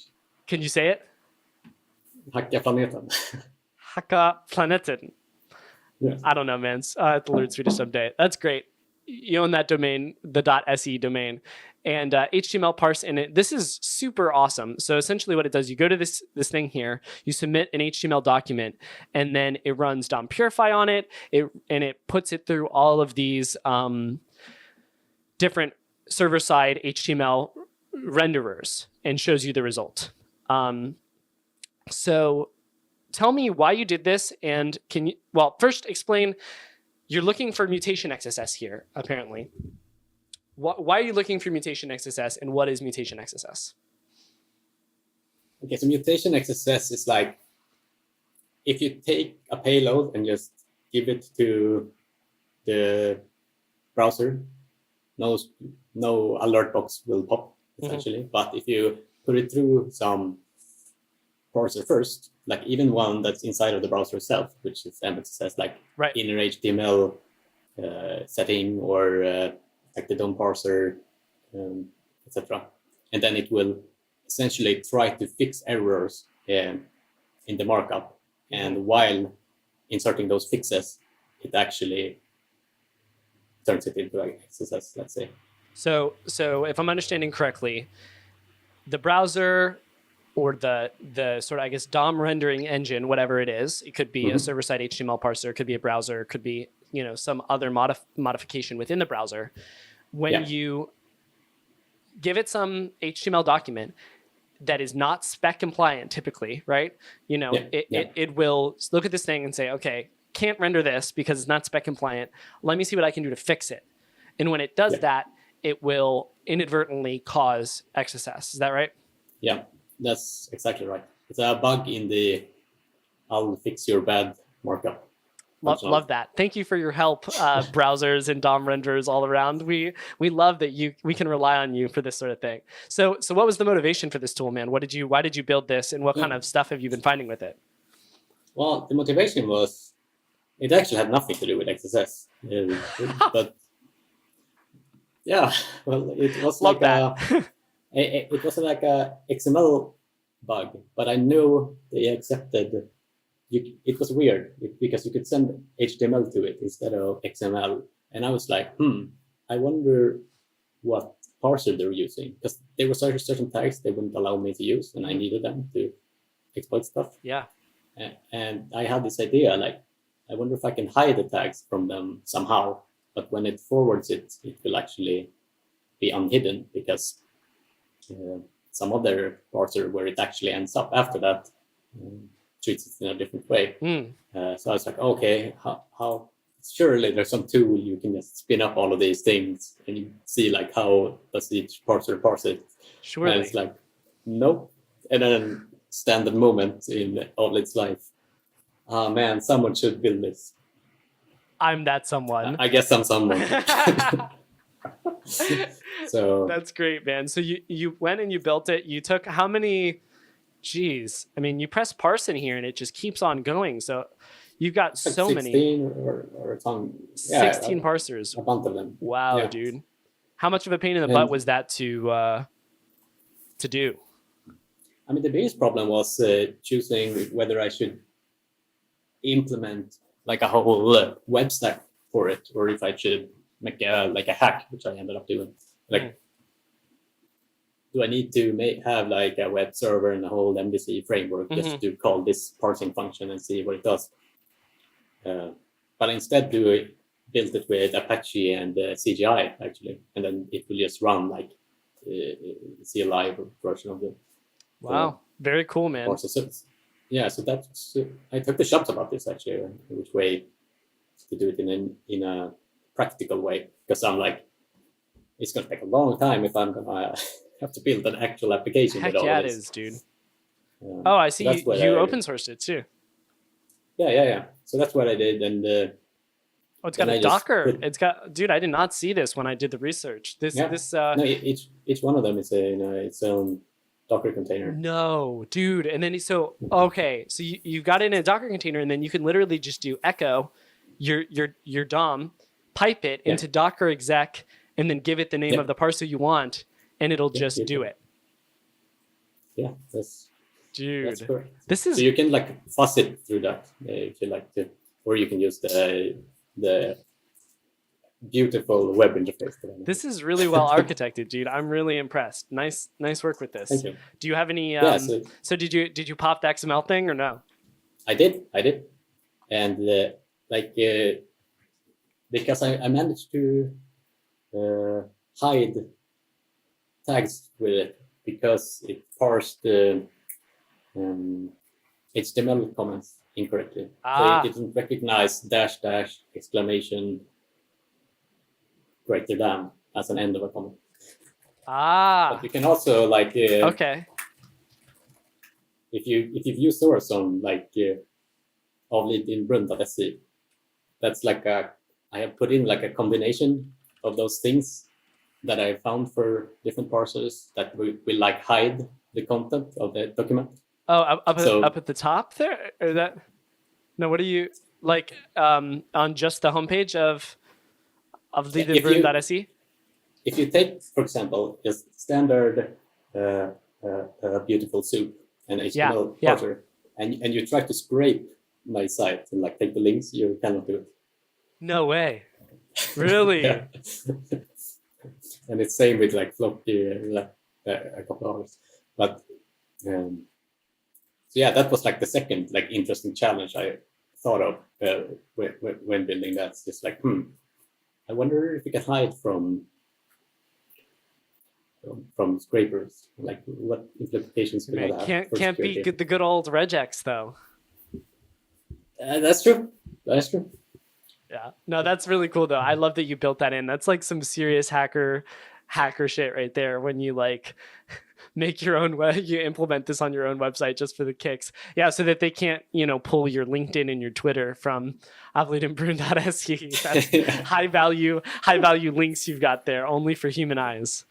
So I did find some stuff, and I have been thinking about implementing like the same with XML parsers too, because that's something that I think could have specific bugs too. And like 100%. If someone wants a research area, pick a bunch of different standardized XML parsers, see how they treat like external book types or other type of XXC issues, and play around with it. Because there was someone in the critical thinking podcast Discord actually. I don't think they meant what I thought they meant, but they gave me an idea that like, okay, maybe there's a parser that doesn't require the doc type declaration to be at the start of the document, and I I saw that conversation. That looked interesting. But that would make XXC like a new type of XXC, I guess, which would be like external doc type injection. So when you're injecting into the body of the XML document instead of controlling the whole thing. So I actually have a piece of research that I want to say, I don't remember whether I actually put it into the SAML episode for critical thinking, but there is a Chrome browser exploit that was a couple weeks ago, not the one that dropped in the critical thinking research XXC one recently, where they were using XSLT transforms to do some crazy stuff with the placement of that entity, the doc type tag. And so there, essentially it was like, it was using the parser to stick it up at the top, and on the first parser, it would not have it at the top, and on the next one it would, and then trigger the XXE. So the other cool thing you can do with that is the XSLT transforms, which I am really excited to dive into deep more. I hope some of the listeners go and do this research, because I'm super swamped with stuff right now, but I would love to see any research on XSLT. Maybe I can nerd snipe you on it. Dude, the transforms are so cool. Have you like learned at all about XSLT transforms? Yeah, I found XSLT bug 1.5 weeks ago. Oh my gosh, actually. Of course you have. All right, whatever, Mathias. All right. But that means it was 1.5 weeks ago, so it means I forgot everything. Yeah, your context window is gone. No, that's great, man. So, all right, well then, so you've actually done some more hands-on stuff with it than I have, because I've just done mostly reading and ideating on it. What is your... share a little bit about that, would you? I can share about that, but it was a really interesting point that you brought up with this XSLT, because XSLT is basically meant to like transform the incoming XML document to something else. Yeah. So it's pre-parsed. You can transform it into something that now has an XSC in it. That's I guess that's what you meant, but I just have to revisit that because it's awesome. That's great, man. I can see he's. And for those of you that are listening, not watching on YouTube, there's like this far off look in his eyes that is the mark of a bug forming. I can see it. That's great, man. I love that. But there's also a lot of stuff, or there's a couple of different XSLT libraries, but you can do like file system stuff. Yeah. And get like environment variables and stuff. So you can even do more stuff than with just normal XSLT. Yeah, 100%. And so, yeah, I'd like to, normally before people come on the podcast, I message them and I say, hey, check out this document, that sort of thing, right? And then I also tell them, hey, bring a bug or two so that we can talk about it on the pod. And I totally forgot to do that for you for this episode. So I'm sorry about that. We can talk about that one. Yeah, can you give us some info on that? That'd be great. So that one was, you could upload an XML through a bunch of different hoops you had to jump through, but it ended with like you could provide an XML, and then in another place you could provide an XSLT document. And the funny thing is the XSLT document is also specified as XML, right? And that one was vulnerable to XXC, but I didn't find it because I tried it in the original document. That was not vulnerable. So then I was like, okay, XSLT, I'm gonna learn it, XSLT specific bugs. And then, like after I played with it and talked to Franz about it, he's like, but this is XSC.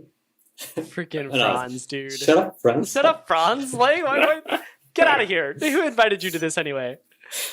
But in other way, so one novel trick that I learned with that was that I forget exactly what the operation was called, but there's like a couple of ways you can read files, and you can read JSON files with one operation.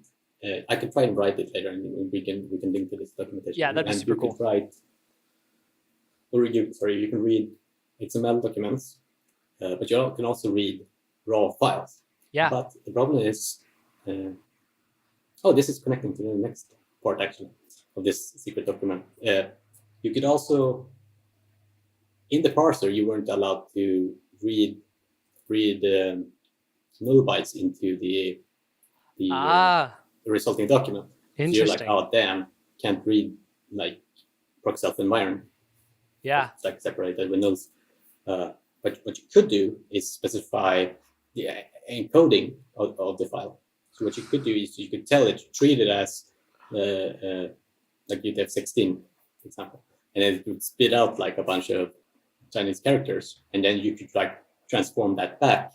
And I knew that it was a Java application, so I could just use HackWorker and then know that it's like Java versus Java. So I actually extracted like the environment via like reading the file as UTF-16 and then turn it back. Dude, that is, you've been doing so much crazy char set stuff lately, man. That's really cool that you bypass that with that though. That's an amazing idea. I like, I suppose, type confusion bugs. Yeah. Like it's a broad area. It is. They are one of my favorites. And encoding is like I'm still not entirely sure.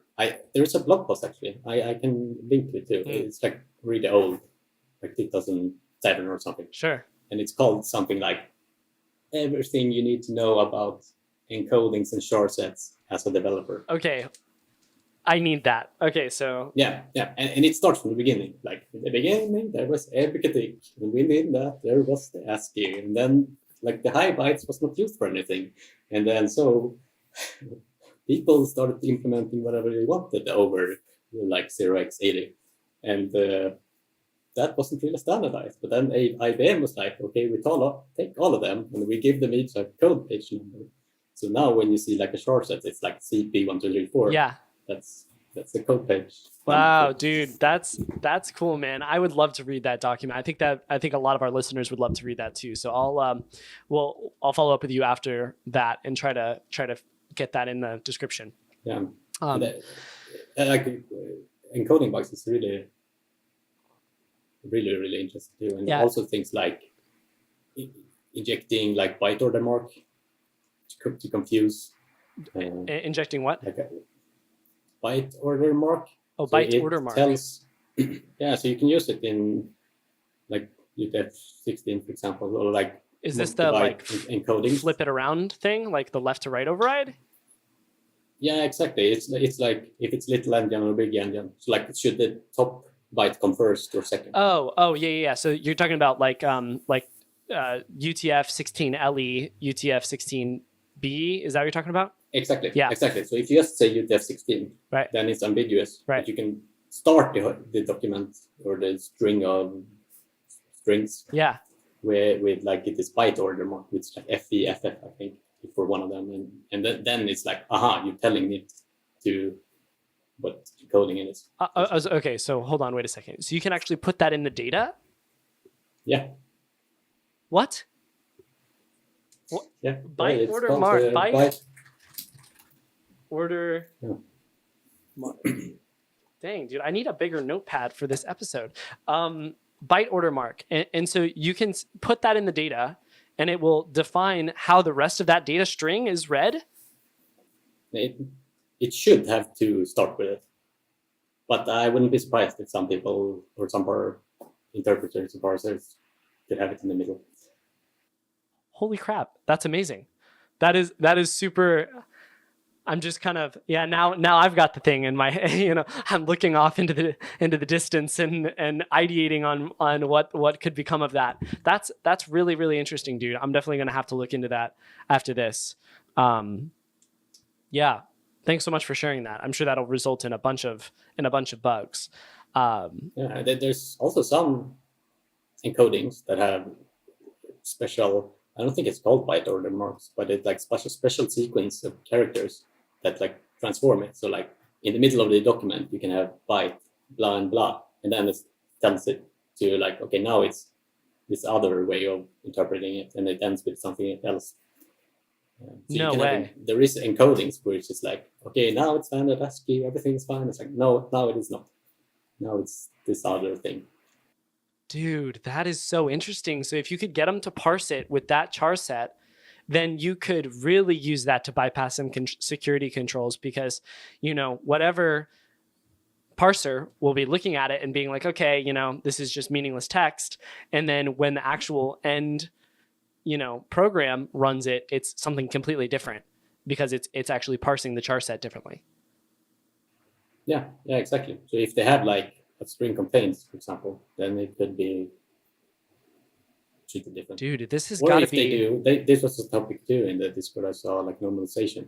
They can like transform it into some other char set. This is very, and you know, of course, my mind goes directly to web servers and reverse proxies and WAFs, and this is actually pretty much exactly what Sam Erb and I were talking about. And I don't know if you saw it in the document, but I did a talk on this at DEF CON, on how you can define host headers for some HTTP servers, and you can define them in different encodings, right? So literally our exploit for this bug was host, and this is a host header, host : equals ISO 8859-1 Q, and then a bunch of hex data.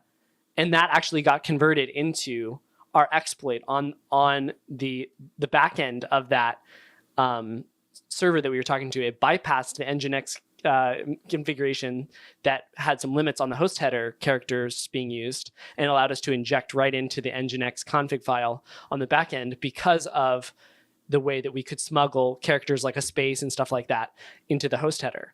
And so now I'm thinking like, man, there's got to be even more possibilities of this sort of thing with stuff that can change mid flow and change into something else, because maybe the Nginx proxy on the front end decodes the character set, but the one on the back end doesn't, and it doesn't normalize it, and then it just treats it like normal text. And then you can pop XSS, or you can, you know, bypass any sort of filtering that there's in place. Yeah, but like you also need to, when you're talking about XSS, you need server-side normalization for it to transform, because when you're sending, like if you're using UTF-16, for example, what you're actually sending is just 2 bytes.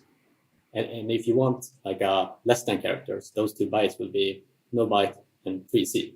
So if it filters 3C in like an 8-bit ASCII encoding, it will go like, okay, is this a 3C? Is this a 3C? No. Sure. 3C? Yes. And so you either need normalization, or you need some kind of encoding supported in the client that where like 003C or 003F means less than. I'm wondering if there's got to be other encodings besides, you know, UTF-8, UTF-16 that put those at different code points, right? In browsers? No, well, you know, and I linked, actually, funny you mentioned that, Mathias, because I did my homework for this episode. And if you click the first link under the character sets heading in the secret document, I have a link directly to the Chromium source code and all of the different character encodings that that can be used in here. And I see one of them, you know, is this ISO 8859-1 that I'm more familiar with from the DEF CON talk. And so I'm wondering if there's different ways, you know, or any of these different encodings put the, you know, less than sign or greater than sign or whatever at a different code point, so that if it bypasses the front end and says, okay, you know, the front end says this is you know, a question mark, but the back end says, okay, I'm actually not reading this as you know, Windows-1, you know, 1252, and actually I'm interpreting this as UTF-8 or interpreting this as ASCII, and then, you know, you get the output as an actual script tag. Does that make sense, or am I thinking about this incorrectly? I mean, it's a good idea, but the ISO 8859, it's different. No, it is ASCII based. No, I know. It's not what it doesn't meet the standards of what we're looking at. Yeah, but if there is something like that, then yes. Unfortunately, I don't think that there is any non-ASCII supported char sets for like HTML and dangerous content types in browsers. But I could be wrong. So the overlap anymore. They used to be. Yeah, especially in like Internet Explorer had some special cases, and like all of them at some points supported UTF-7, which is just like 7-bit. So ASCII would be the base for all of these, is what you're saying. So the first ASCII 256 characters of every single one, that 3C is always going to be the angle bracket for XSS. ASCII is all the characters you need and punctuation for the English language. So it starts at 0x20 and stops at 7, like small letter C. Yeah. At least that's how I learned in my mom. Yeah. And oh, actually, speaking of, I was going to say this in the start, but one of the best ways to learn, I believe, is to be wrong. Yeah. So if I say something that is wrong, please tell me. Yeah. And also, like, trust but verify when it comes to people teaching you. That's like a super free way to learn. Heck yeah, dude. I love this. And I also love that you're in the CTBB Discord. I appreciate that, by the way. People are asking questions in there all the time about stuff like, XML and about, character sets or some of these more advanced topics, right? And you're in there like responding to questions and like getting nerd sniped by the content, which I definitely appreciate. And I totally agree, man. Once again, Mathias, I think you'd like podcasting, man, because I'm not trying to drum me up some bug bounty podcast competition, but you're out there every week, you're talking for an hour and a half, and you're making mistakes, and people are messaging you saying, hey, you messed this up, and then you just get free correction, And if you're not taking yourself too seriously,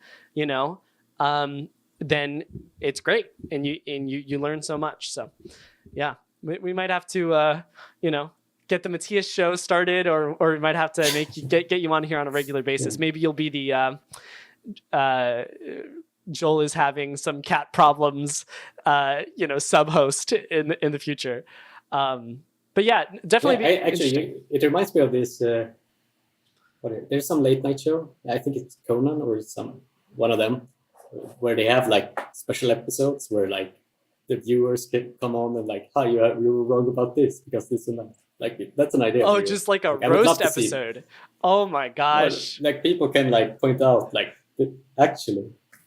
Yeah. Dude, that's a great idea. If you could stomach that. No, 100%. I'm gonna write that down. I'm gonna try to make a channel in the Discord, in the CTB podcast Discord, of like corrections, stuff Justin said that was wrong, and it's gonna make me feel so bad, but I'm gonna learn so much. That's a great idea, dude. But yeah, I would be really interested to see, especially with some of these character sets that are oriented specifically towards other languages, like the Japanese, the ISO 2022 JP character set, or some of these other stuff. What is actually, if they're all ASCII compliant, or whether there's ways to represent different code points, in different ways that are outside of ASCII's definitions, and still get an ASCII result back. That would be really interesting. And then also, but of course, you've got the sort of normalization piece, which is often in place. I've got the Japanese keyboard set up on my computer, and I always just switch it over to Japanese and drop in the the full width, less than and greater than, for the XSS stuff. And I've definitely had that pop quite a few times. Yeah, well, that can actually be an easy way to bypass WAFs too. Yeah. Like if the server side supports UTF-7, but the WAF doesn't, just send it as encoding. I want to say, the WAF won't see it. Was it Sarush? WAF bypass. I think that's an underrated dude. Yeah, 100%. I'd love to have him on the podcast sometime. I believe, I'll link it in the description as well for those of you guys that are listening. But Sarush Dalili, Erstal is his handle. I don't really know how to pronounce last names sometimes, or first names in that regard. But we'll link it in the description below. He has an article from 2018 on using character sets to bypass WAFs, and this is incredibly applicable and often used to bypass WAFs. And I also saw a tweet going around the other day. I'm not sure if you saw this, from Jayesh, I think is his name. I don't have it in front of me, so I'm not sure, but he's been dropping a bunch of cool tips lately, and we talked about a couple of them on the pod. And one of the ones he did was a WAF bypass that just says content encoding as the header, as the HTTP header, and then the content is just WAF bypass. So essentially, if there's any content encoding header, the WAF's like, you know what? Actually, I don't know how to deal with that shit. I'm just going to pass it through and hope you figure it out. And I just thought that was hilarious, like what kind of BS WAFs people are using. Yeah. They have basically never been effective, except for maybe specific automated attacks. Yeah, for sure. I think they ought to look at the WAFs should look at, or maybe they shouldn't look at, but the Portswigger cheat sheets on like impossible XSS scenarios. Like, if you can just block less than bracket A through Z, then you're screwed, right? There's no way you can really get around that as far as HTML context injection goes, because that's just a part of the spec. It has to be an alpha character, coming right after it. So it's a bummer. Hopefully someone will crack that one someday, because if they do, there's going to be a lot of XSSs popping left and right. All right, man, let's see. We are at 2 hours already.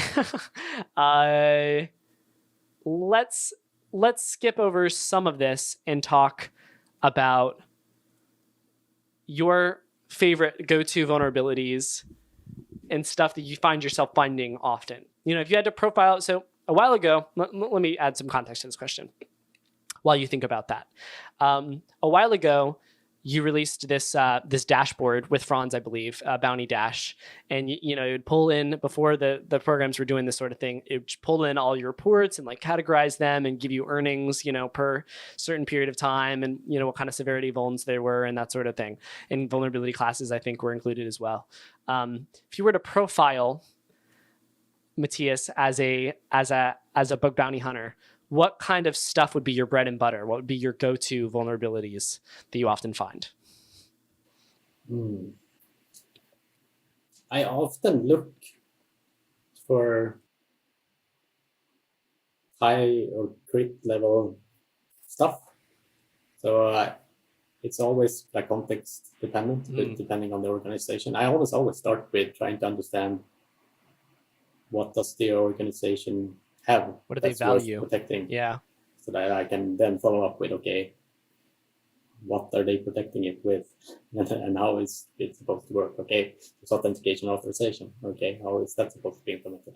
Just so that you can have in the back of your head, like, okay, these are the things that they probably care about. But the specific bugs, like I find a bunch of bugs on the way, like XSSs that just are obvious.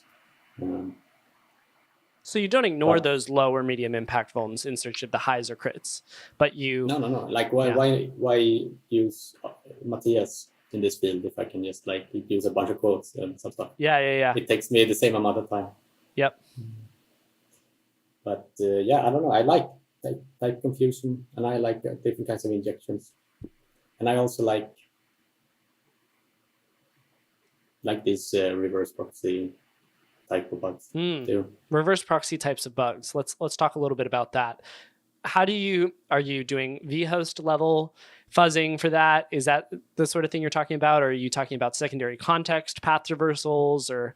Yeah, exactly. Secondary context stuff. One of the tips we've dropped before on the pod for that sort of thing is, traversing all the way back past the document root and then cutting off everything after will result in a 400 getting dropped on the status code. So with that, you can determine the document root on the backend server that you're traversing with.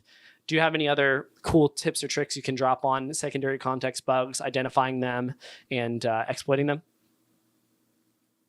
Or is it just mostly a fuzz game? Because that is part of it, I know for sure. Request smuggling is the same. Like, that's also a thing where you can get like the different applications in the chain to treat the request differently. What else? Do you actively exploit request smuggling in these sort of scenarios on a, let's say, multiple times a year basis, you think? I don't automatically like scan for it or anything, Yeah. but I will look at it if I sporadic, I guess. Yeah. I don't know. If I feel like it, I guess. Bad answer, but that's just intuition, I suppose. But also, like one actual tip is it's kind of fussy in the standard whether hashtag or fragment character is allowed in a path or not. Yeah. So a lot of times what I see is that like the first load balancer or whatever is like, okay, that's just a part of the path. But then when it forwards it to the backend, the path is cut off. So that's like another way if you need a way to truncate the rest of the path, because maybe there's some reverse proxy match. So you need to have a suffix. Yeah. So that's like a good tip. Yeah. Using the query parameter, the question mark as well, will get you that sometimes for sure. And that truncation is so helpful, man. One of the things I've struggled with, though, let's see if you've got any thoughts on this. I don't know if you've had this one, and I'm not sure there's a great solution to it, but is this concept of like, okay, I'm injecting in the middle of a secondary context, situation, right? So I've got some text before and I've got some text after, right? The text before you can brute force by, path traversing, deleting it, and then brute forcing. And if it completes the request the way that you would anticipate that it should be completed, then you've identified the correct path there, right? But on the right side, how can we, without some sort of verbose error, I struggle to enumerate what is on the right side of our injection point. Without some kind of verbose error. Yeah, are you tracking with me or no? Yeah. Okay. We're still talking about like the path part. Yeah. Like the first line of the request. Yeah. Well, one thing you could do is like try to make it extremely long, and then you can maybe see like path, and then it just ends with that. Interesting. Like that's one way to do it. Another way you could do it is plus size inflation. Yeah. Interesting. Yeah, and then it would drop back a 414, like 414 status code, I believe, which is like URI too long response status code, right? So, and then you could use that to potentially determine if you know the full path to the left and you don't know the path to the right, you could at least get a character count, at least probably on how much is there by determining by inflating the size and then determining where you get the 414 status code.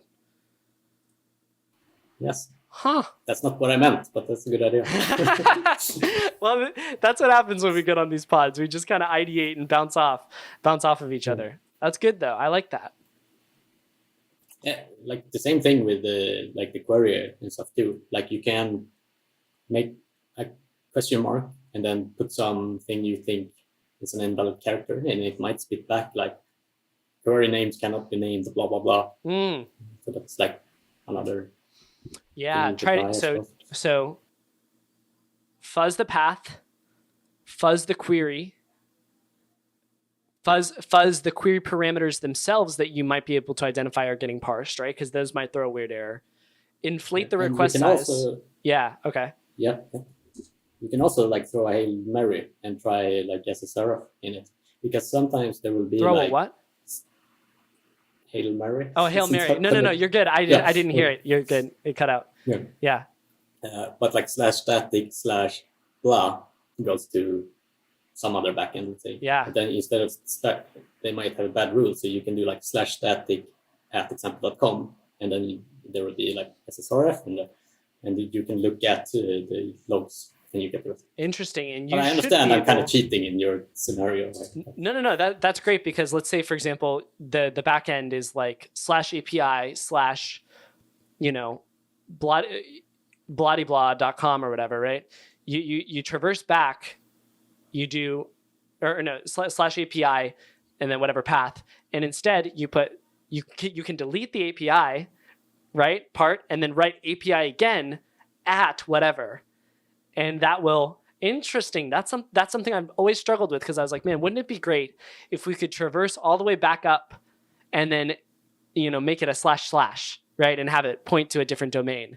It doesn't really make a lot of sense in a lot of scenarios, but in some normalization scenarios, I actually have popped that vulnerability before, which is insane. And I'll actually show you a very impactful one I've got after this episode. But yeah, no, that's another great way to get around it, is if you can figure out where that mapping might be, you can find some Nginx style reverse proxy misconfigurations even on that back end, and try to use those to hit different domains. Yeah, like here's another like Hail Mary trick. Yeah, that probably should never work, but I've seen it once at least. Wow. So the host header, I don't know if it's in spec, but usually they allow to put port there. I think it's because you can have a port if you provide a full URI instead of like a relative in there, like get space HTTP.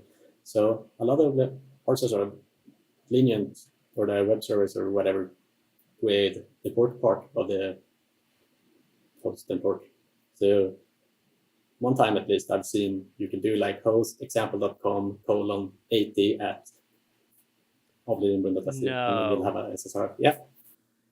Dude, you know what, that I want to say, who was it? It was James Kettle, HTTP. I can't remember the name. It's like hitting practical HTTP, like host header injections or something. Yeah, it's like what is the name of that research? It's like the untapped attack surface, or like I can't remember. HTTP host header. No. It's not just practical HTTP host header attacks. I don't think, which is the first one that comes up when I Google it. But there was, because now he's got all of this stuff on exploiting HTTP's hidden attack surface, I think is the one that I was thinking of. A report or a talk he did back in, I want to say it was 2017 or maybe even before that at DEF CON, has this very similar thing. And I know at the time, if you were in the live hacking event scene, which I'm sure this is why you thought of this as well, people were destroying stuff on Yahoo with this. It was like Yahoo must have paid out hundreds of thousands, if not millions of dollars in bounties from this specific vulnerability. So hopefully you've got that fixed now, Yahoo. Oh, sorry about that if I just called out your problems that are still active. But if you don't have it fixed by now, 5 years later, you're doing something wrong. So I want to give some motivation, actually, based on that. So Yahoo launched the program, 2012? Yeah. 13? Yeah. 2019, I found an RCE on the root main domain of Yahoo. So don't give up just because it's like, oh, this shit is so hard and whatever. In 2019? 19, yeah. Wow, dude. Yeah, so there you go. That is many years later. People fuss about this sort of thing all the time. Like, this program's been around for 3 years. Like, I got this private program invite. It's 3 years old. Woe is me. Many years later, like, 7, 8 years later. Just go to any company or do your job or something that has like put their stuff as open source. Look at the changelog and scroll back to whatever, and look how many changes there are. Like, of course there will be new stuff. I'm gonna send you something after this as well. There's this host right now that I'm working on, or that I've been working on, and Nogli finally convinced me to give it up, I guess. But there's the version number says that it has patched this severe vulnerability that's at that specific version, right? If you see the version number in the HTTP response, it says, version whatever, and the vulnerability is patched at that version. But if you go into the GitHub history and you click the patch right before that, before they fix the vulnerability, the commit right before that, it's a change to the README for this, and it changes a uppercase H to a lowercase h to an uppercase H. And I hit that README file, and it's still a lowercase h, which means I know that they haven't actually patched that specific vulnerability yet, even though the version number aligns with the patched version. And so I've been trying to build out this exploit. I had to rewrite it because of HTTP, HTTPS problem. And something isn't the attack complexity might be too much in this scenario because there's some mitigating factors, but I might pass it to you anyway and see if I can nerd snipe you and get you to pop it, because it'd be a 15K bug if we could. I'll give it a shot. Yeah, man. But that sort of thing, looking at the change log, looking at the git commit history for open source software is super duper important. Hey, one more tip. Yeah. If the program you're targeting has like an SDK. Oh my gosh. In your automation, pull Git updates from their SDK, and then you get a feed of like, here's something changed. And then like, you don't need crawling, you don't need scraping. They will just tell you, here, this changed. That's the thing. Yeah, dude. And the SDK is a very underestimated attack surface as well for a lot of companies as well. That's one thing that I didn't look at for years until freaking Ryotak, the guy that won Vegas 2 years back, like just started, because his whole thing is like source code review. He's just like literally a source code monster. And he just, he'll open up a page, right? This is how you know you're dealing with someone who's like a savant, right? Like he opens up a page and then he'll read the JavaScript from top to bottom. Like not jump around, not trace the functions. He'll read it from top to bottom and then tell you what's happening with it. And I'm like, what? Like what are you, how? What are you doing? And he just destroys any SDK that he works on, on these programs, because it's open source stuff and he loves open source stuff. So really amazing to see him work on that. Really inspiring for me to go after SDK related Vulns. And then I found a bunch after that, which is really exciting. So yeah, definitely a great tip there as far as attack surface and as far as recon goes. Yeah, but also like another tip, I guess, is that modern development, or if they have an SDK or something open source, it's usually built with like, is it called test-driven development? I don't know. But it has a bunch of tests, and a lot of times those have like security-related tests because they use the handlebar. Yeah. So that can be like a really good tip to like, oh, if you can just bypass one of these tests, you got a free bug. So wow, that's interesting. Giving you a tip on where to do. Yeah, they sort of say, okay, hey, this is how we've designed it to work, and then you can look at the holes from that perspective, and what not to try. That is helpful. Man, Mathias, you have probably done one of the best jobs of anyone on the podcast that we've had on, of actually giving actionable, hands-on advice and tips to people. I have it in my notes right now. I'm going to have some of the viewers play a drinking game of how many times Mathias says, here's a tip. during this episode, people are going to be like wasted as heck after that. That's great. Yeah, but it's like, I listen to the podcast too. Yeah. So I want to contribute. That's great, man. So. I appreciate that. So we're getting to the point where it gets way too long. But I do want to have a conversation real quick about GraphQL. I think we'll skip Docker escapes, which is the other thing that we were going to talk about, even though that would be really, really interesting. GraphQL stuff. Talk to me about GraphQL stuff. What kind of stuff have you been popping with that recently, and what kind of stuff are you finding interesting? So I had this notion or idea of GraphQL just being like, it's the same thing to test like by the way, background. I just started learning like more about GraphQL, but my previous idea of it was like, it's the same thing as the REST API, and if introspection is on, you get the documentation of the REST API. Basically, you get a bunch of input arguments, and you can like put payloads in them and such. And that's for traditional vulnerabilities. But it turns out there's a lot more than that, because you have a bunch of not fields. What do they call them? Not models. Attributes. You have a bunch of. What do you? Whatever, semantics. You have a bunch of operations, let's say. So they can be tweet types. They can be query mutation or a subscription. Yeah. And the subscription one is also interesting. I want to pick your brain about that actually, but go continue. And there's a bunch of different like query names, for example. But those names can return an object that has a subquery in it. And this I didn't know. Yep. So it's like a really fun game of like, okay, I'm getting back this. It has a field contacts, and in the contact field, it actually has a like user contact type, and that one has a user. And now I can get the users. Can I map PII. all of these different types? How can I follow this sort of train of data, to the actual data type that I want to get access to? Exactly. So that's something I didn't know. Yeah, that's freaking amazing, man. I love embedding subqueries like that and trying to map it out. And when it has introspection enabled, it's so much easier because you can put it through stuff like, what is it? GraphQL. I forget what it's called, but you can paste the schema in there. I've got it in my bookmark somewhere. And it will actually create like a graphical representation of it, and you can say, okay, this type's linked to this type, linked to this type, links to this type. Yeah.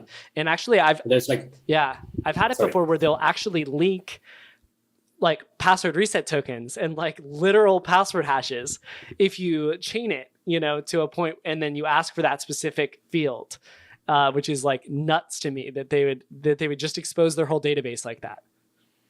No, it's a lot more complex than I thought it would be. So I'm more familiar with the query and the mutation thing. Talk to me about the last one. Subscribe, is it? Yeah, subscription. Subscriptions are like, how should you call it?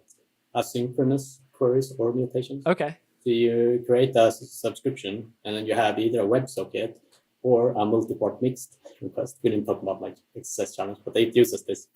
And then you just have like an open socket, and whenever something is answered or put into that subscription, whatever you ask for, you'll get data back. Wow, that is very interesting. I did not know that it was using that multi-part thing that you had in your challenge. I didn't solve your hard challenge, by the way. That was. I don't think it's like, or I'm not sure if it's GraphQL standard, but like Apollo GraphQL. Yeah, I think it's called, that's the one. Which is like almost, or like a lot of use stuff. Yeah, no, that's a lot. I meant to kind of try to talk through actually that XSS challenge, and kind of got lost in the whole content type description, or the char set description or conversation we had. But I'll link it below the write-up that you have to this XSS challenge. You did a great job of actually writing up something at the end that explains all of the different techniques that you can use to do it. And there's one, the multi-part mix that you mentioned. I was on that trail, by the way, when I was trying to exploit it, but I just didn't have the time to get all the way through it. Very, very cool piece of functionality that essentially allows, if I understood it correctly, it allows them to almost sort of keep it's almost like WebSockets, but for HTTP, and you can kind of like continue to stream data over time that have individual content documents within one long streamed HTTP response. Is that right? That's exactly right. Yeah.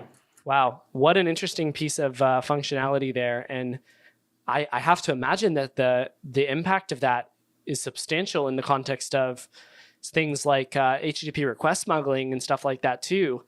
So definitely some room for some cool research there for anybody who is into request smuggling and sort of server confusing servers. Yeah, that's like if it's like one way you can do something with a response header injection, for example, or something like that, for sure. Oh yeah, because then, if you could redefine the content type, I wonder. But you have to control the content type header the first time anyway to get it multi-part mixed, because there's a lot of times where like you're injecting after the content type definition and that sort of thing, and you can't override it. That's interesting. I gotta do some more research into that, man. My notepad is full.